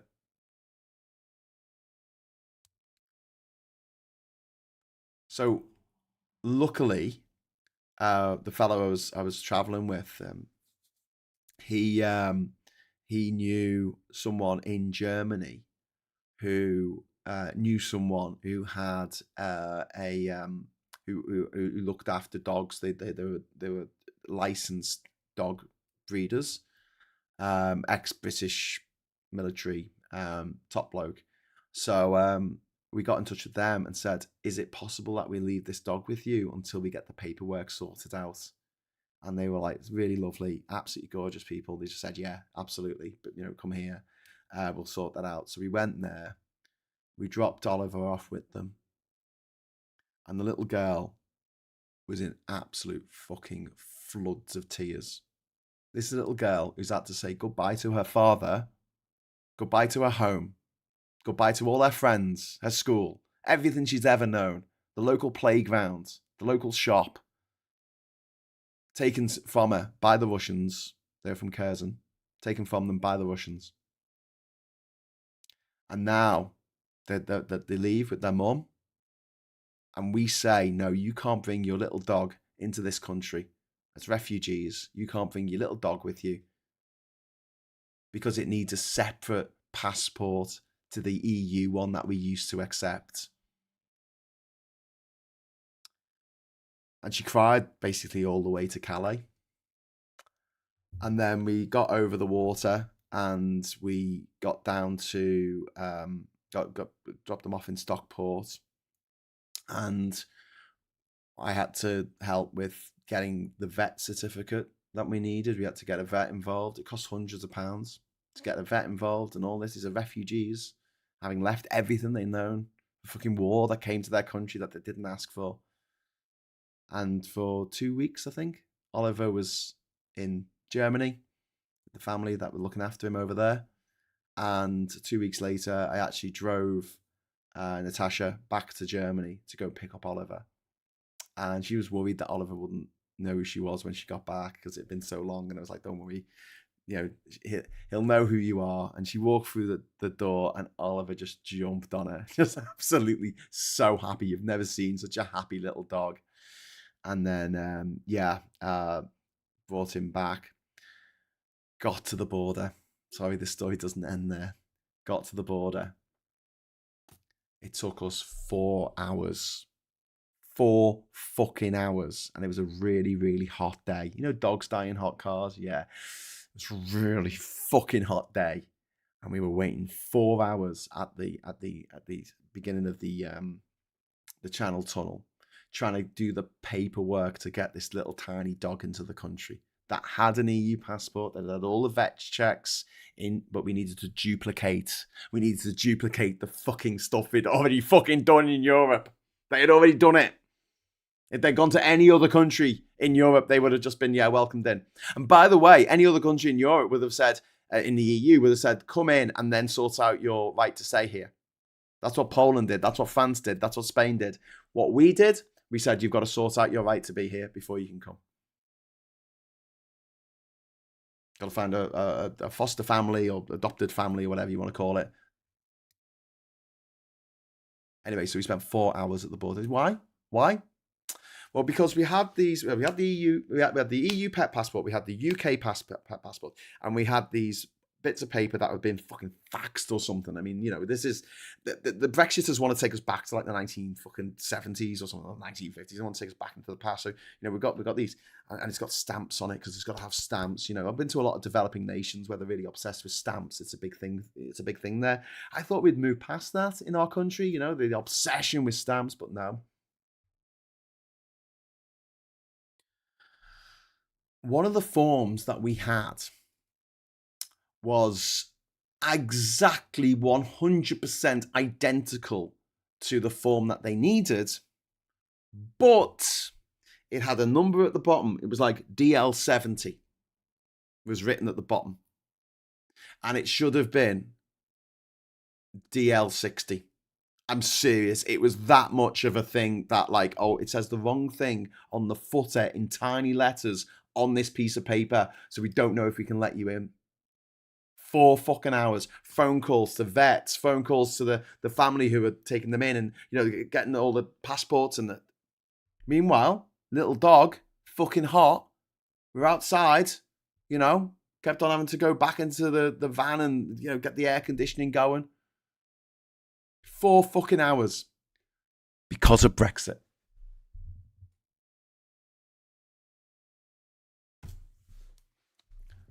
Fucking unbelievable.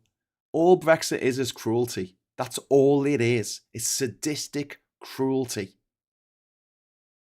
It's just being horrible to people. It's just making little girls cry. It's just destroying the hopes and dreams of an entire generation. For me, I made quite a good living off making, you know, travel videos for these companies around Europe, you know, airlines and train companies and the tourist boards and things like that. It was a nice little earner for me. Completely dried up after the Brexit vote. Completely fucking dried up. You know, I earned more doing one of them in a week than I earned doing this channel in 6 months. And that was taken away from me. And people wonder, why'd you get so emotional about it? Why'd you get so upset? I'm like, because not only am I butthurt about not being listened to by people I know, also it's fucked my life. Well, I wouldn't say it's fucked. I mean, I still have quite a nice life. I still, you know, own an island and shit. But I think I'll be elsewhere. I think I'll be doing shit right now.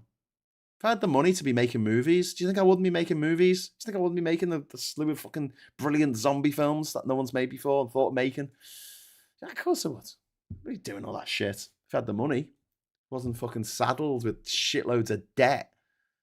You know, every penny that I make just going off to pay fucking interest. But yeah. I haven't even mentioned Russian interference, have I? You mentioned the KGB a bit earlier. Fucking the Intelligence and Security Committee's Russia report found that the UK government had not seen nor sought any evidence of Russian interference in the democratic process. They had not sought any evidence. They hadn't looked into it at all. I mean, there's a scandal that Russia probably swung Brexit, but then there's an even bigger scandal that the British establishment didn't even think to properly look at this. We've seen no evidence of successful interference yet because you didn't look. I like standing there with their eyes closed going, I don't see anything. Messi scored a couple of goals yesterday. He missed a penalty. There you go. That's him missing the penalty. Sorry, it's a bit fuzzy. But he scored 2 goals. Makes him I think it takes him up to 17 goals, I think. 17 goals in the World Cup. Greatest player ever, probably. At the age of 38. Old bastard. God, he's so old. Yeah, so Russia. Vote Leave itself was fined by the Electoral Commission, which found significant evidence of joint working with Believe and concluded that electoral law had been broken. A referendum that changed Britain permanently should have been subject to forensic democratic scrutiny. And what happened was the winners shouted, "Will of the people," and ran away. And we let them. The will of the people, 52-48, the will of the people. 16 million people voted against it, will of the people. Nobody voted for a specific model of Brexit. Was it going to be no deal? Was it going to be let's go WTO? Was it going to be customs union plus? Was it going to be the single market plus? No one decided. No one knew. Not even the architects of Brexit knew. Soft Brexit, Norway Brexit, hard Brexit, Canada Brexit, no deal Brexit, unicorn fucking Brexit. All these fucking Brexits sold to us in one line. Should we leave the EU without a plan? That should have been the rest of it. Should we leave it without a fucking plan? This is not, the mandate was vague by design. In the 2014 Scottish referendum for independence, the SNP sent out booklets to everyone. Everyone in Scotland got a booklet saying what life would be like as an independent nation. They were honest about it. Warts and all. They probably lost the referendum because of that. The Brexit bastards looked at that and they went, oh, can't be too specific. Let's be vague. And then it was interpreted by the hardest fraction after the vote. It's not That's not honouring democracy. That's exploiting democracy. I'll tell you who else really loved referendums. Hitler. Why? Because in referendums all over the world that have ever been held anywhere, we have found that in the vast majority of them, the side that spends the most on advertising wins. I don't think that referendums are particularly democratic for that very reason. And then, Britain has broken political stability in this country since the referendum. It's 10 years ago today. Britain has gone through Cameron, May, Johnson, Truss, Sunak, Starmer, and now Burnham. The Prime Minister-elect. Reuters describes Britain as preparing for its 7th Prime Minister in a decade.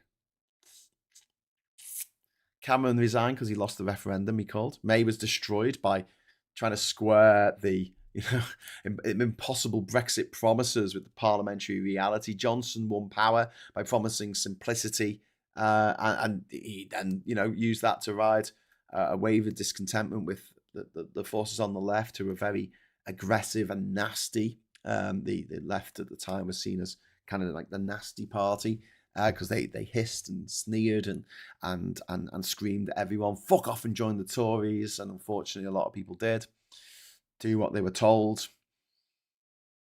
Purity tests all round. You know the story. And then he left, after delivering a fucking disgraceful deal that made us all poorer, except for him. He made out like a fucking bandit. £800,000 loan. The good thing about loans, you don't have to pay income tax on them, do you? You don't have to pay capital gains tax on loans. It's what the rich use all the time. It's how the rich get away with paying 0.0000001% of their income in tax. Brexit is the biggest con since the South Sea bubble. Yep. Just take the local private schools decided to close the rest of the week for the safety of pupils and staff. That doesn't surprise me. Don't forget it was the private schools that shut down first under lockdown. Because of COVID. They did it a week before the national lockdown. Eton, Harrow, Winchester, Westminster, all the top schools shut down. Because they actually look after the kids who go there. Whereas, the state school kids who have to do national curriculum and have Ofsted inspections and have to have teachers that are qualified. Fancy that.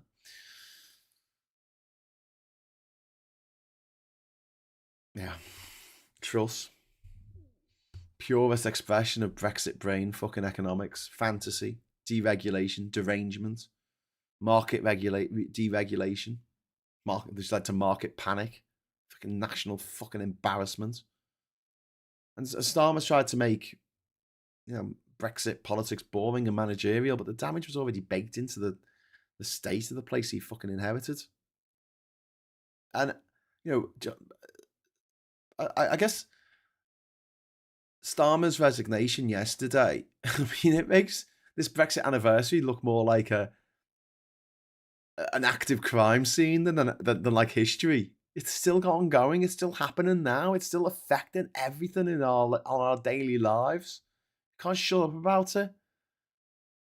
It's like that brilliant sketch on Mitchell and Webb where they're talking about the plotting the assassination of Princess Diana.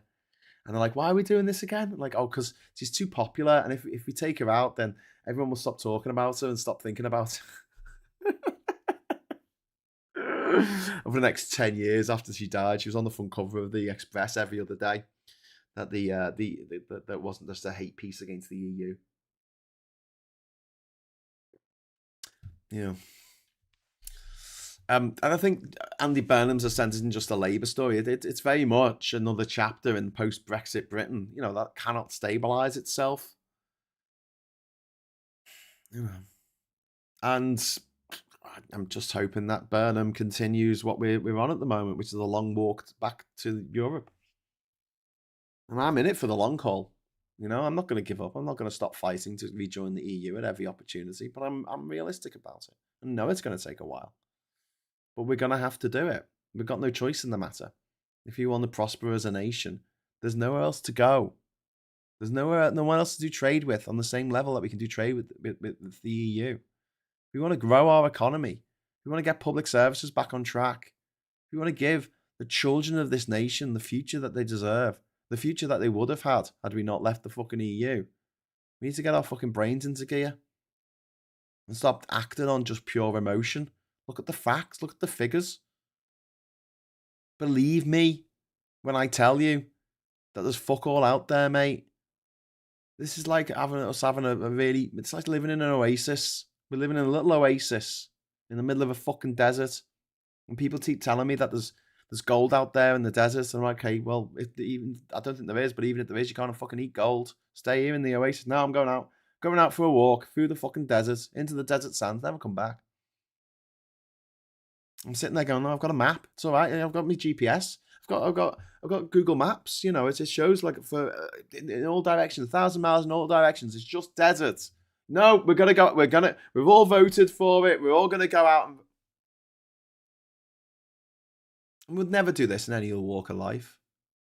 Thank you very much to George Only for the £5 super chat. No one who voted Leave could have known what they voted for. Oh, Brexit means different things to different people. What fucking use was that? Yeah, exactly. But could you imagine being on a plane and the pilot comes out, addresses the entire plane, and says, "Listen, me and the co-pilot are having an argument over what angle the flaps should be set at as we land. And I think that it should be 35%. They think it should be 42%. So we want you to vote on it." And everyone's like, "What? We want you to vote, but we don't know how to fly a plane. We don't even know what the flaps are. I mean, it's just a funny word, isn't it? No. The things that you have to put up to slow you down or something when you're landing. I don't know. Rachel could probably explain what they are. Okay. So you're gonna have to vote. I don't want to vote. I don't want to vote on this. Well, you have to. You have to. But I don't know enough about it. I have a degree in fucking politics, and I didn't know enough about the EU to make an educated vote at the time. I just didn't. One of those things that you didn't have to know anything about until you need to know everything about it. Like when you get like a horrible disease or something. Brexit being a horrible disease. So the vote comes through, and the co-pilot wins 45%. 45% angle. 45 degrees, sorry. It's not percent, it's a degree. 45-degree angle, whatever, And then the pilot goes, righty-ho, we're going to do what you say. And then someone stands up in the plane and says, fucking hell, listen, everyone, listen to me, quick. I've just been on the internet, and apparently if we set the angle at that, we're all going to die. We're all going to fucking crash and die. Everyone on the plane is going to crash and die. And then the pilot comes out and says, listen, I'm sorry, but you voted 52, 30, 48%. That was the angle. And so we have to do it. It's the will of the people. Yeah, but listen, we've had enough of listening to experts. We don't need them. Democracy is spoken. This is the will of the people on this plane. Even though they didn't really know what they were voting for. Even though they didn't know anything about this, up to the point where they you put your hand up. And a fluke result that gave the wrong answer. And it's too late now to take it back. They knew what they were getting into when they bought their tickets. I say let them crash. That's how mad it is. That's how absolutely cuckoo banana pants insane this Brexit is. 10 years of it now. 10 years of out of it. And who got rich? Nigel Farage, Boris Johnson, Dominic Cummings, Michael Gove. Rest of us, higher bills, weaker services. Decade of rage politics. A decade ago, I went into the Jacaranda pub on Slater Street in Liverpool, and I could get a bottle of Stella for £1. £1. £1 fucking pound in 2016. Went there over the weekend. Do you know how much a bottle was? Bottle of beer? The Jack? £5 for a bottle. 330 millilitres. Just over half a pint. £5.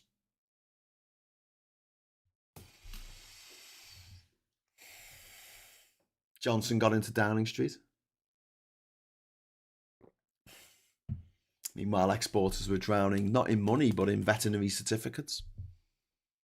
Rees-Mogg got a fucking national platform for his Brexit purity fucking party while he moved his own businesses elsewhere to countries in the EU.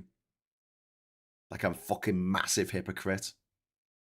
Small businesses got what? Customs friction, bigger bills. The terror of filling in a fucking bit of paperwork incorrectly and it costing you thousands of pounds for like literally an honest mistake. Brexit got the fucking banks got fucking richer as well. Not the banks, but Aaron Banks. Well, working towns got fewer options. Entire generation had their horizons narrowed. Used to have over 30 countries they could go and live and work in, study in, get married in. Can't do that anymore. Can if you're Nigel Farage. You can if you're Nigel Farage's fucking spawn. Yeah. Daniel Hannan got a peerage, as did Ian Botham, as did Lord Lebedev. Got peerages all around, for supporting the services to fucking Brexit. Young people got fewer rights to live, work, study, love across our own continent. This isn't the British Empire. This isn't just turning up in India or vast swathes of Africa and saying this is ours now. It's not turning up in Australia and declaring it terrace nullius and saying, these Aboriginal people that pop up from time to time, they're not real. None of that. This was a club. This was a group that we joined. We were part of. And it was good. And it made us a fucking fortune. And then we turned around and I don't want this anymore. Why? The rich people tell us it's not good. Still haven't heard a good argument for Brexit. After all these years, 10 years they've had to formulate a good argument for this. 10 years. 10 fucking years. Still haven't got one. No, name me a Brexit benefit. Name me one Brexit. Come on, in the chat. If anyone knows, just to be contrarian, tell me a Brexit benefit. Tell me one EU law that you're happy that we've got rid of now. One of them. And no, you can't have the tampon tax because they got rid of that in Europe as well. The only reason why we had the fucking tampon tax in the first place was because Europe, when we joined, we decided when we make the single market, when we helped make the single market, that every country that was part of the single market would have to charge VAT. So that countries like Romania and Poland couldn't undercut us on goods. We forced them to have a minimum rate of VAT of 15%. We forced that. And then we go, we've got to pay VAT. Yeah, we told them that we had to do that. And we set our own levels, and it could be 15%. And also on a necessary, like tampons and sanitary pads. Yeah, we can take off the VAT on that. There was always an exemption. Always. Anything that the EU wanted us to do had to go through our fucking parliament, okay? We had a veto over anything important, like a new member joining. And of the EU laws that came in and became British laws, 99% of them we supported in the European Union Parliament, which is a democratically elected body. There's no democracy in the trade deals that we have with the CPTPP. There was no democracy in that. We didn't get to vote a representative to go and represent our interests like we did in the EU Parliament. And they say that Europe's not a democracy. They say the EU's not a democracy. Fuck off. Did we get a say on who negotiated our deal with India or with Australia or Japan? No. Didn't get a say in it at all. We did with Europe. We did because we sent MEPs in. When they were doing the EU-Canada agreement, it was the farmers of Walloonian farmers in Belgium that held it up. A small part of one of the smallest fucking countries in Europe. And they said, no, we're not doing this deal. The people of Ireland were given the Treaty of Lisbon. And they went, this is shit, we don't want this. And they rejected it. And then the EU changed the wording and brought it back, and they were like, yeah, I like this now. This is good. I like it. And they voted it through. Now, according to the Brexiters, that exercise in democracy and freedom for the Irish people was actually just another sign that the EU was a monster that would force you to vote for things until you got the result you wanted. It's funny that, because we did have a vote whether to stay in what was then the EEC back in 1975, and we returned with what was it? A super majority. A super majority. 65% of the population voted to stay in what was then the EEC, which would become the EU eventually. Funny that. Did they stop banging on about it for the next 40 years? No, did they fuck? I wonder if it would be odd if I just went and stood in the chill section of Sainsbury's all day. Go chill out. Had to come back because of the helpful info Northern Powerhead sent me. Make cold food to avoid heat. Oh, sure, the world is boiling, but cucumber sandwiches will sort it all out. Yeah. I'm now jealous of G. 19 degrees in there. It's 25.4 in my house.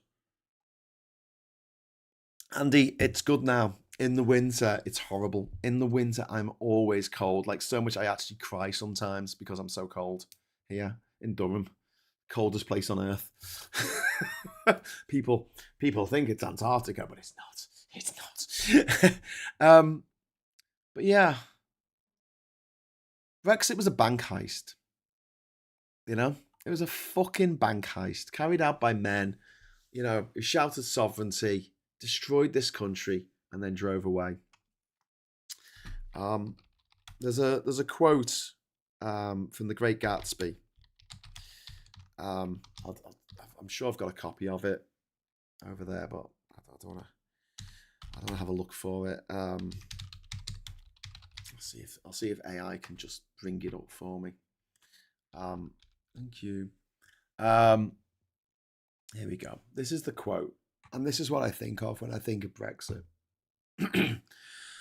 They were careless people, Tom and Daisy. They smashed up things and creatures and then retreated back into their money or their vast carelessness or whatever it was that kept them together and let other people clean up the mess that they had made. Does that remind you of anyone? Does that remind you of anyone? Here we are, 10 years on. The arsonists who burnt the house down saying, Brexit wasn't done properly. These people sold Britain a fucking lie about sunlit uplands, sunlit uplands, they told us. And what have we got instead? Damaged economy, damaged society, damaged politically. A trench full of fucking paperwork. And the tragedy is not that Brexit failed. The tragedy is that the people who warned it would fail, like myself, were called traitors. We were spat on the streets. Spat on by the people who wanted it more than they wanted life itself. The people who lied were handed fucking, microphones, put on fucking stages, told that this was the will of the people. This is the will of the people as well, apparently. This heat wave that's going to kill loads of fucking people this week as a result of climate change. The scientists told us was going to happen. If we didn't book our ideas up, we decided not to book our ideas up. In fact, ReFuck are running on a platform of not doing anything about climate change. In fact, they're running on a platform of making it worse, something that Trump ran on and fucking won. And when Britain left the EU, it didn't leave Europe. Geographically speaking, Europe is on our doorstep. We share a border with Ireland, which is part of the EU. We have the Channel Tunnel linking us to France. We have electricity connectors connecting us to France and Belgium and Holland, Netherlands and Germany. We're linked. We are linked intrinsically to the EU. We're linked to Europe. We didn't leave Europe. We left reality. We left fucking reality behind for a fucking fantasy, a childish fantasy of a world that doesn't exist. A lot of people, older people, voted for Brexit because they wanted to go back to the 1950s, the way it was when they were growing up. Because everyone thinks that the years when they were growing up were the greatest days in the world because they can't fucking remember them properly. Can't remember the freezing cold nights. They can't remember having to go outside for a shit in the middle of winter.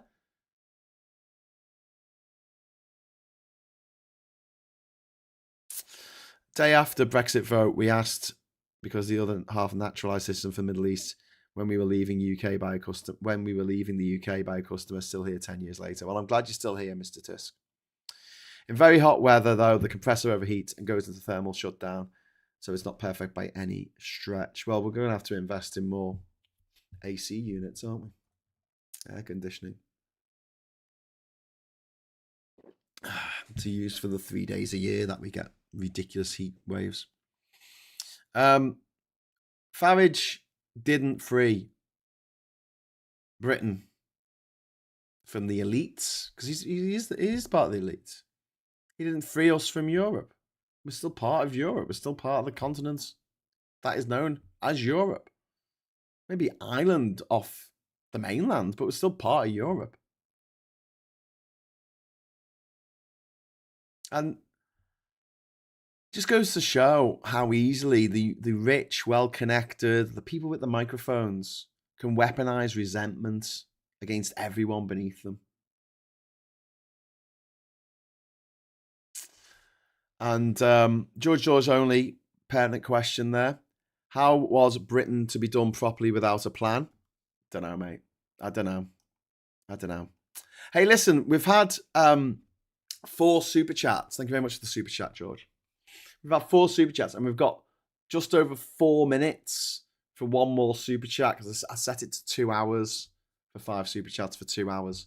So if someone wants to drop just one super chat in, we'll be able to hit the target and get confetti.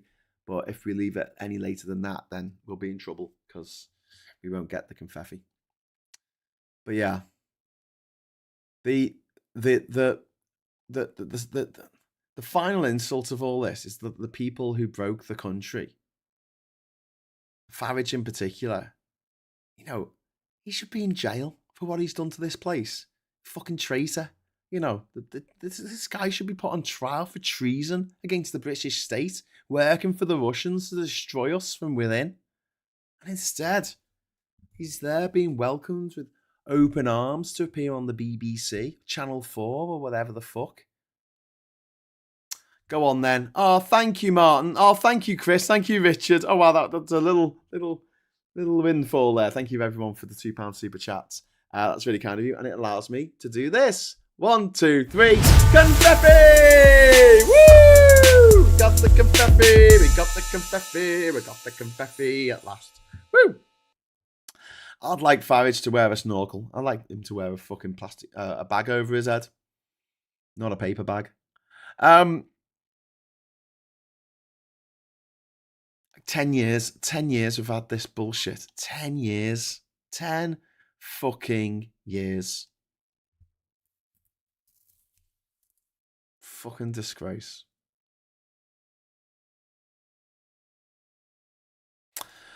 Anyway.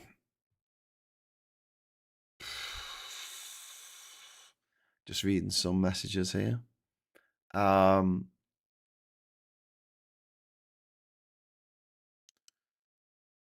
Let's have a look. I'm just reading some messages on here.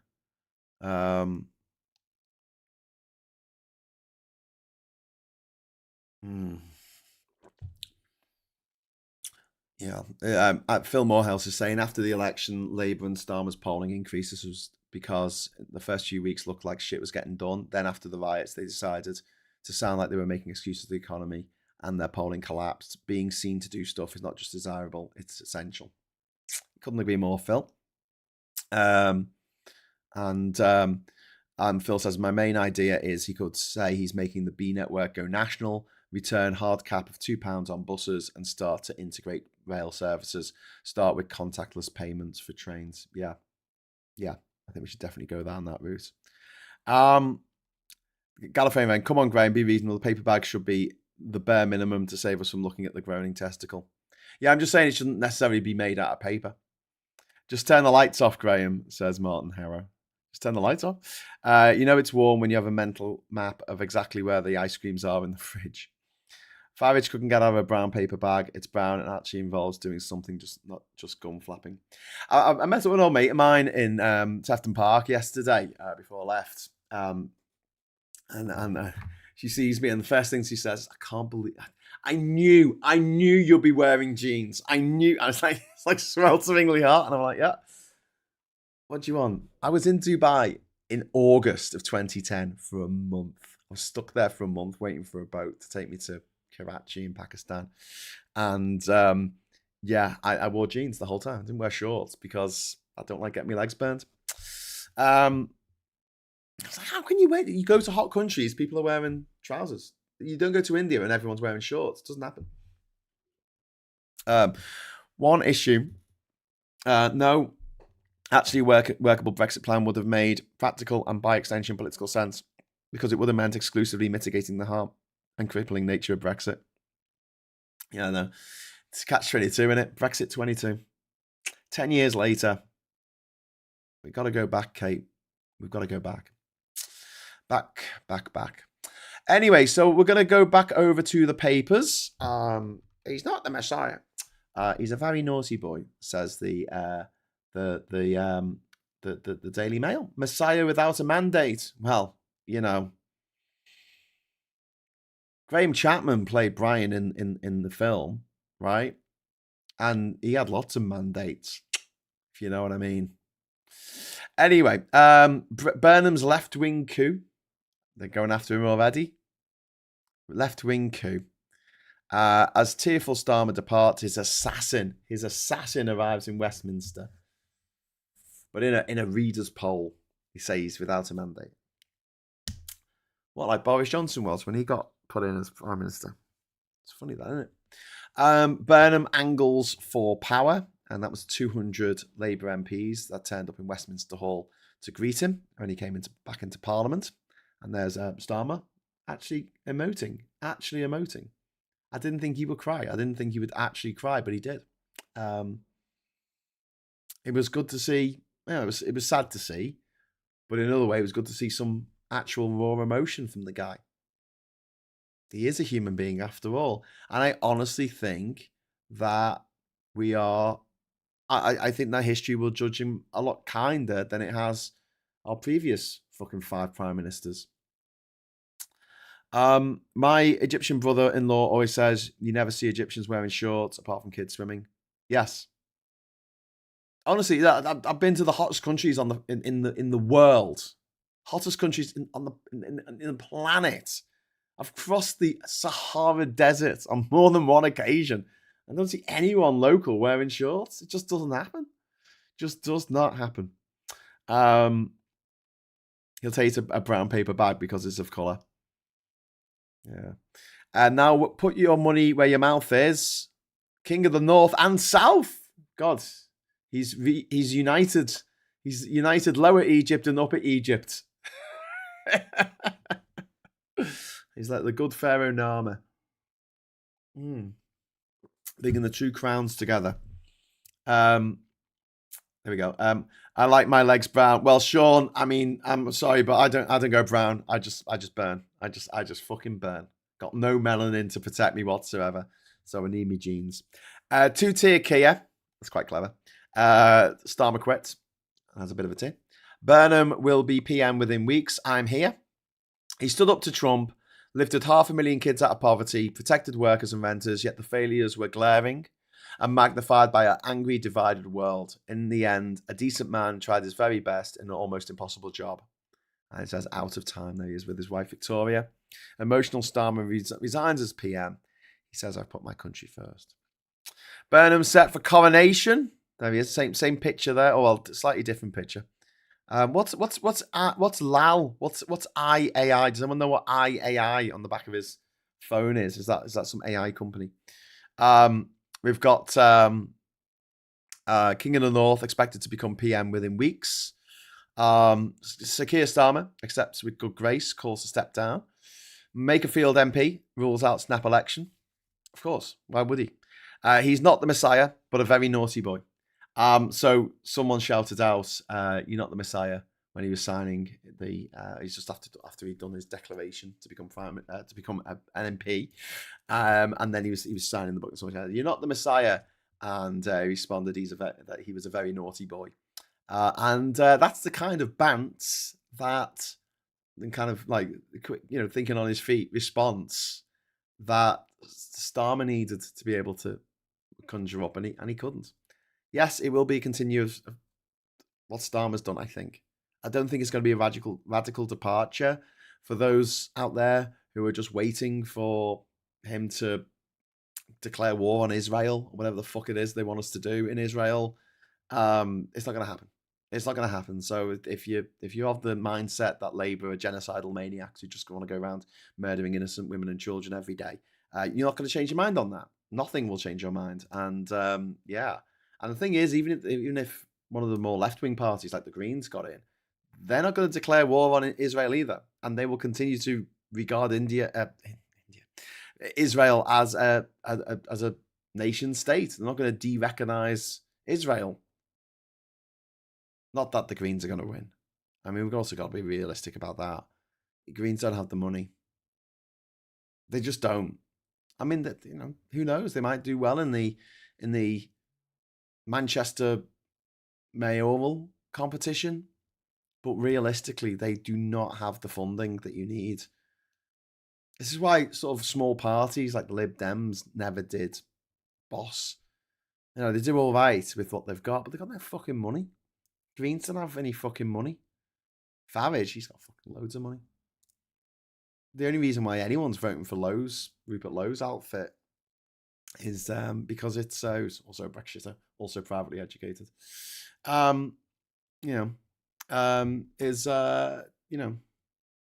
Is because of what's it called? Is because he's getting loads of money from Elon Musk, the richest man in the world, bankrolling. Anyway, so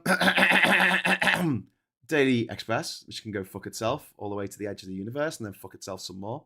Give us a proper Brexit. You had your proper Brexit, mate. We pulled out the EU and now we're way poorer because of it. Today marks 10 years, it says, since Britain voted to leave the EU. As Starmer falls on his sword and Britain faces a lurch to the left under Burnham, we call for politicians to finally believe in Brexit and deliver the will of the people. More nebulous shite from the nebulous shite newspaper. What does that even fucking mean? Believe in Brexit? What are you going to us to believe in Brexit? Yes, it's okay. I'm going to believe. Yeah. Do you know what? Right? I hate to say this, but if you've got like a terminal disease, you can believe all you fucking want. You're still going to fucking die. The will of the people. Most of the people who fucking voted for it are fucking dead now. Let's look at the list. Should we have a look at the list, right? I'm going to just go to the private school mafia site. And I'm going to look on profession. And I'm going to put in Brexit. Okay, so just some names that'll come up if I put in as a profession Brexit, right? Gina Miller, anti-Brexit campaigner, privately educated. Ian Dunt, anti-Brexit journalist, privately educated. Patrick Minford, the Brexit economist, the only economist they could find that said that Brexit would be a good idea. He went to private school. Larry Elliott, he was the economics editor of The Guardian at the time. Fucking loved Brexit. Went to St Albans private school. Andy Wigmore, Brexit wanker. Went to private school. Aaron Banks, David Hannon. David Campbell Bannerman, Lance Foreman. Matthew Elliott, Richard Tice. All Brexit wankers. David Coburn, Brexit wanker. Privately educated. Lives in France.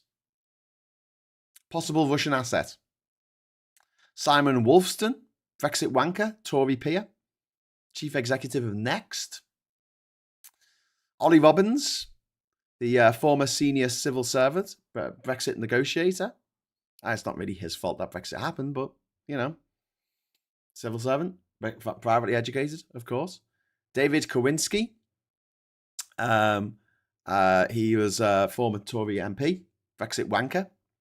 Crispin O'Day, Odious O'Day, went to Harrow, hedge fund manager, Brexit wanker, sexual offender, Tony Donor. Steve Barclay, do you remember Rockhard? Wasn't it Rockhard Steve Barclay, whatever he called himself? He went to the King Edward VII School. Tory MP, Brexit wanker, COVIDiot, Environment Secretary. We've also got Andy Memon, Ed Winfield, Hudson Rowe. We never heard of those motherfuckers, but they're 55 Tufton Street fucking scum. Fucking hell. I'm just gonna see. Right. Oh my god. You know, I've got some actors on here. I think I've got over 100 actors. 100 actors, all fucking household names, who all went to private school. It's funny that. We've got Lawrence Fox. He's a Brexit wanker. Fucking loved a bit of Brexit. And then we've got all the, all the Tory MPs who fucking loved Brexit. Let's have a look at which Tory MPs. Jesus Christ. I mentioned Steve Barclay, but we also have Bernard Jenkin, Tory MP, Brexiter, went to private school. Christopher Chope, Tory MP, Brexit wanker, champion of sex pests and nonsense. The John Whittingdale, Brexit wanker, Tory MP, conservative friend of Russia. What's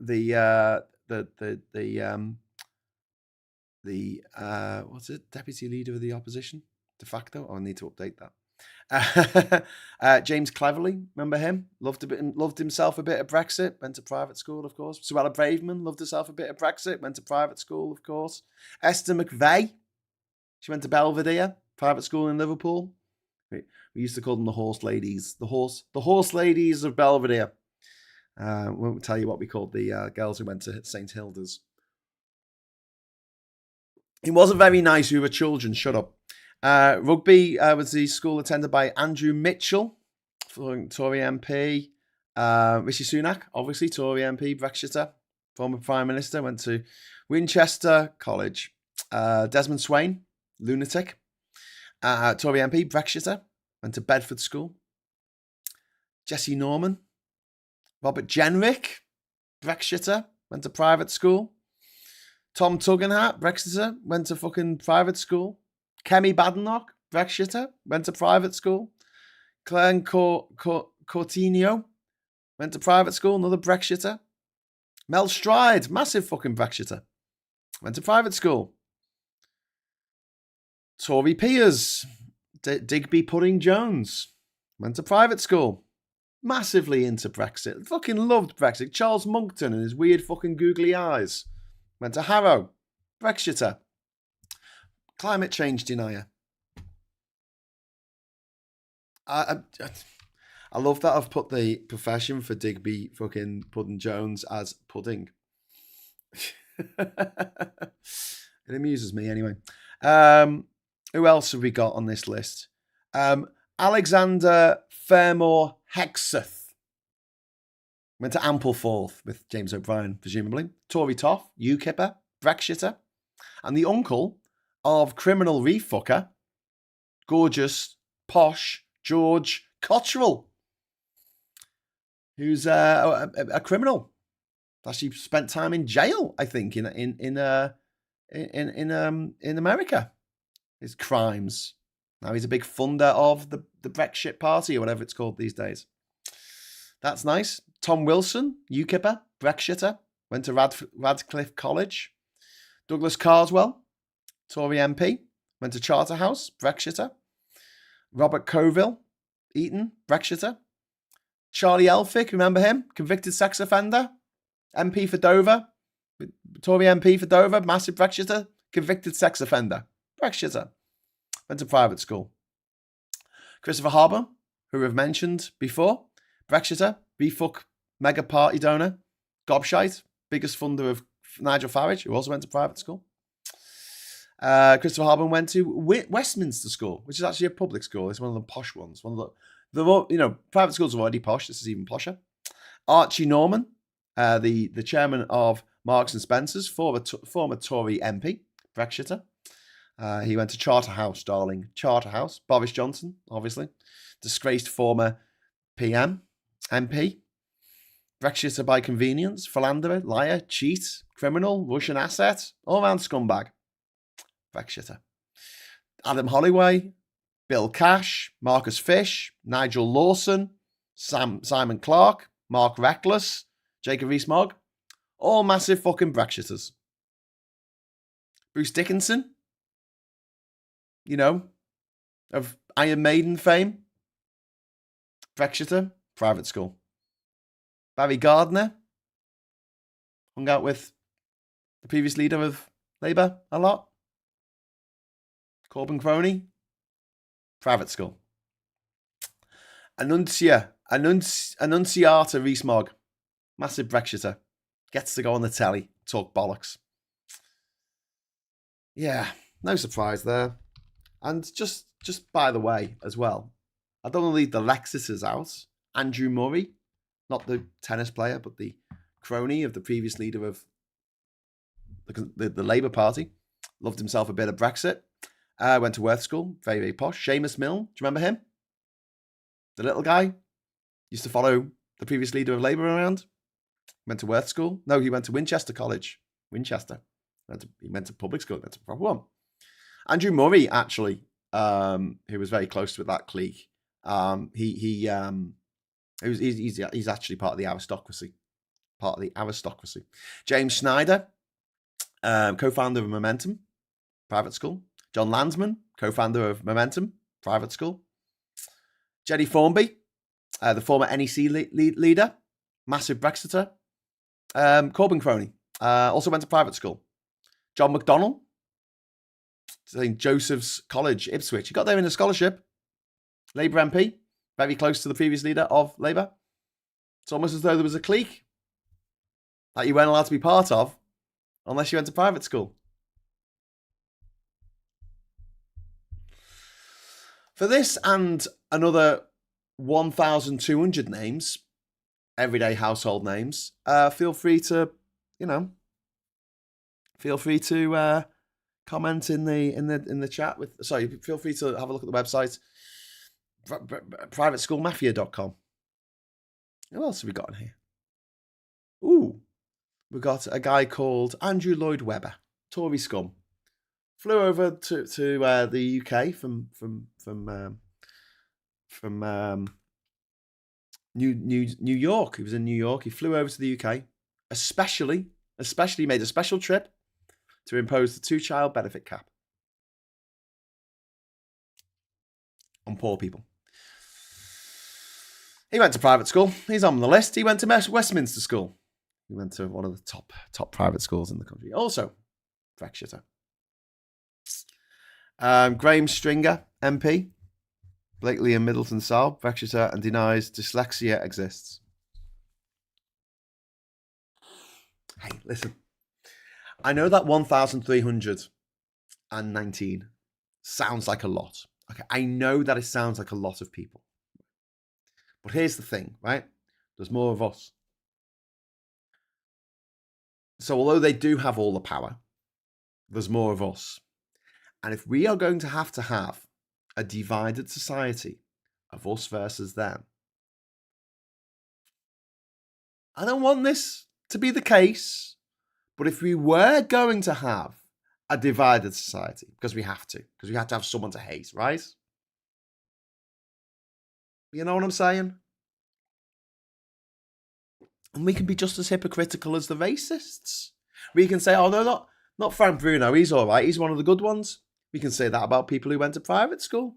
Say, oh, James O'Brien, he's all right, he's one of the good ones.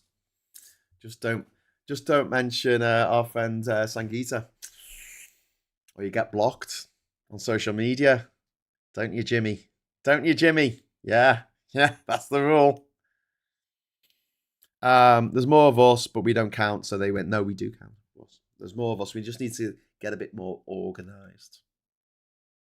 There's nothing more uniting than a common enemy.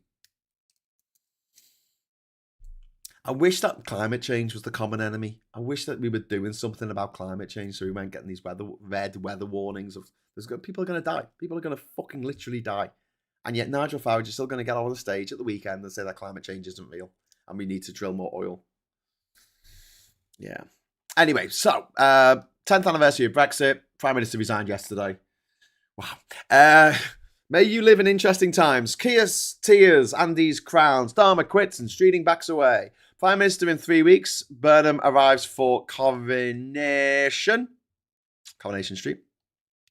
Starmer bows out as Burnham swoops in now on the left on The Guardian. Rise and fall from historic landslide to a PM without a story to tell.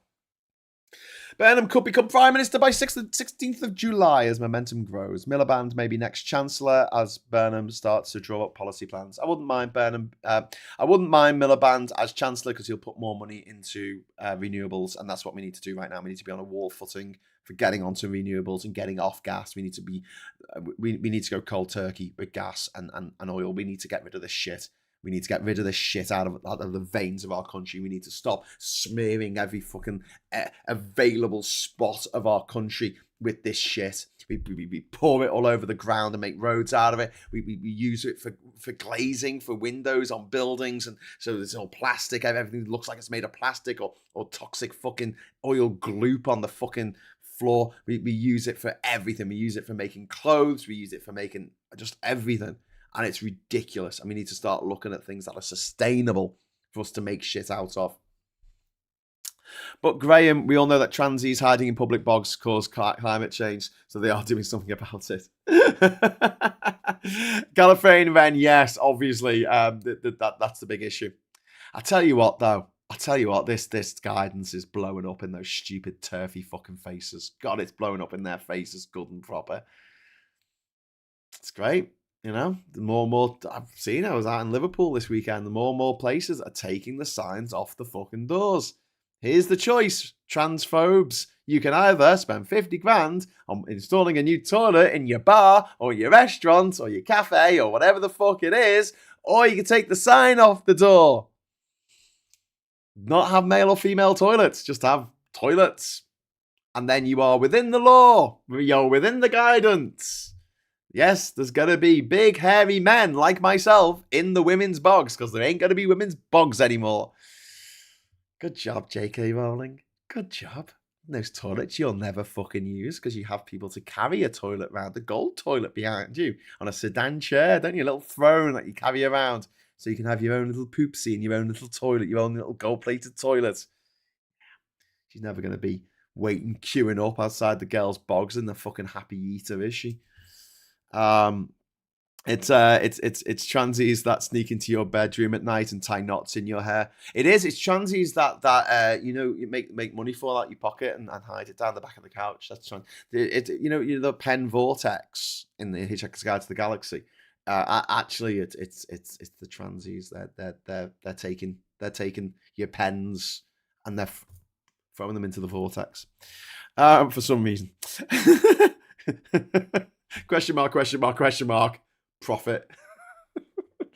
But over 35 years as a teacher, I write a lot of references for dud teachers to work in private sector. Shut them down, private schools, says MH Scarrett. Yeah, shut them down. Shut them down tomorrow. Save a fucking bundle. Those lying creeps who go on the TV, who all went to private school, the kids go to private school and they go, oh, well, if you shut down private schools, then the normal schools be overrun. No, you shut down private schools, we will save a fucking fortune. We will save billions in tax subsidies that we give to these fucking private enterprises. Now, they're apparently not for profit. Apparently, they're charities. Charities for the mega rich, yeah? They get subsidized fucking musical instruments. They get subsidized for... Oh, God, what's happening? SpaceX slump. Ooh, SpaceX shares slump amid a wider tech sell-off. Whoa! I hope it keeps going down because it's not based on anything in real life. Starmer's exit clears way for Burnham. Labour rival poised to be 7th Premier in a decade. Streeting's retreat set stage for coronation in July. U-turn scandal and poll losses hurt outgoing leader. EU puts off next month's summit after announcement. Lack of space hits stores' growth plans as out-of-town retail parks effectively full. And Fed legend, Alan Greenspan has carked it. He's one of those people who fucked everything up and ran away. And then we'll end on The Independent, which shows Starmer there on his own in front of number 10. Leaving. He's gone a lot greyer, hasn't he, since he in the last 10 years. And then we have Andy Burnham, who's going to be a lot more grey in 10 years' time, I'm sure. Emotional Starmer quit with good grace 2 years after huge win. Smiling Burnham sworn into Commons and takes Westminster selfie, streeting falls in behind rival to pave way for Labour coronation. Good. Go have a fucking... You know, it's weird, isn't it? They say, oh, we don't want to have a fucking contest over the summer, and we're like, oh, disruption. So Labour are doing this in the most undisruptive way possible. Starmer is standing aside, and Andy Burnham's going to take his place. He's supported by the vast majority of MPs in the party, and he's also, the vast majority of members of Labour also support him. But also the vast majority of people of the country would rather he was Prime Minister than the leader, than Keir Starmer. So yeah, fine, go with the people, go with the flow. Go with the flow. You know what a bad leader would do? Do you know what a bad leader would do at this point, you know? A bad leader would sack off his fucking cabinet or get them to walk away and say, no, I'm not leaving, and then force a vote and then get it, even though all his MPs are against him, and say no, even though all his MPs have turned against him because they think that he can't win the next election. They're like, you can't win the next election, mate. You just can't win the next election. Go, no, I can definitely win the next election. They said that to Starmer, because Starmer's, relatively sensible. He went, yeah, you're right, you can't win the next election. Let someone else try. But no, the arrogance of other leaders in the past, I'm not naming names, but to go, no, you're all wrong, I can definitely win an election, and then go ahead and lose two general elections. Not one, but two. Yeah, well, I proved all those naysayers wrong, didn't I? Who said I couldn't possibly win a general election. Burnham has charisma and it's real. Starmer's not a bad man, just in the wrong job. Got us the victory, though. He did get us the victory, and that's why I think history will be kinder to him than we are at the moment. To be clear, what finished Starmer was Mandelson. Yeah, I think so. But Burnham can't be the will of the people. The will of the wisp. The will o' the people. Graham, only Brexit can be that. Do you reckon we should have that, like a will o' the wisp, right? But instead of it being like this blob of ether, but what we should have is like the will of the will o' the people, and it's just like the smell of shit, and it just wafts around. The smell of shit. Who controls the British pound? Who keeps the metric system down? Transers. Very good. Jenny Robinson there, channeling her inner stonecutter. Graham Stringer denies dyslexia is a thing. Qualified for that, is he? Oh wait, the Toffs don't have a concrete belief in qualifications. It's all about what you know and what you know about them. Yeah. I believe you're right. Will of the people, it's just a JPEG of a pork dad. Pork dad. Pork daddy. Hello, I'm a pork daddy. Anyways, friends, Romans, countrymen. Well, we've done a 2.5 hour show this morning, so I think that's a good innings, isn't it? I think we've definitely put that Brexit thing to bed. Oh, yeah, I gave that a good lashing, didn't I? Yeah, no one's going to try that again. But in the meantime, I'm going to say thank you so much for watching. Thank you for all the generous super chats. It's really kind of you. I will return this evening at 7:30. So there was no evening show yesterday. I didn't actually get in off the train till after 9, and I got in and I was absolutely fucking knackered. Absolutely knackered. And I got to say to Keir Starmer, did you really have to resign? Did you really have to resign when I'm at my mum and dad's? I've only got my little laptop with me and I'm trying to do a full show with like streaming of what's going on, I'm not just streaming myself, but also streaming what's happening out there. Did you really have to do that the day after Africa Oye and the day after being out in Liverpool on the Saturday night as well? 2 nights of drinking. Anyways, but yeah, I got in a bit late, so oh god, sack it off. I was going to do an episode about Starmer leaving, but I'm sure we're going to talk about it a lot in the coming weeks. I look forward to having the Friday night. Sorry, not the Friday night. On Friday, me and Phil will be doing another episode of The Agenda. We could have really done with doing that yesterday, couldn't we? Like, should we have it on Mondays or Fridays? we decided the Fridays is a bit better, and then obviously Starmer resigns on the Monday morning. Get Mike Dix to draw Willow the People. All right, I'm gonna write this down. Willow the People. I'm gonna write that down. Damn it, Graham. I had to watch the football while waiting. I'm sorry, man. I'm sorry. I'm sorry for forcing you to watch the football. There is a football match tonight at 9 o'clock, so me and Ollie are going to do a show at 7:30. We'll be wrapped up by 8:30. So if you do want to watch England play in the Round Ball Earth Cup, then you are very welcome to do so. In the meantime, thank you very much to George and Gallifrey and Ren and Russ and Andy and Sarah and Diz and everyone just for being so, and Paulie Donkey in there. Thank you so much, all of you. You're bloody brilliant. Have a great day. Stay hydrated. If you're going to be in the sun, please wear sun cream or wear a big fucking stupid hat. All right? Don't wear a cap because that only does the front or the back if you find one of those magic ones that are actually backwards. I see people wearing them, but I don't know where you know the ones, you know the caps with the peak at the back. I don't know where you can buy them from. When I go out to the shops to look for them, they've always got the peak at the front. One day I'll find out. But yeah, you either your face is getting sunburnt or the back of your neck is getting sunburnt. That's no good. Get yourself a big hat. Doesn't have to be like this, but big hat in this weather. Actually, to be honest with you, you're probably better off with like something like a Panama hat, which is quite light.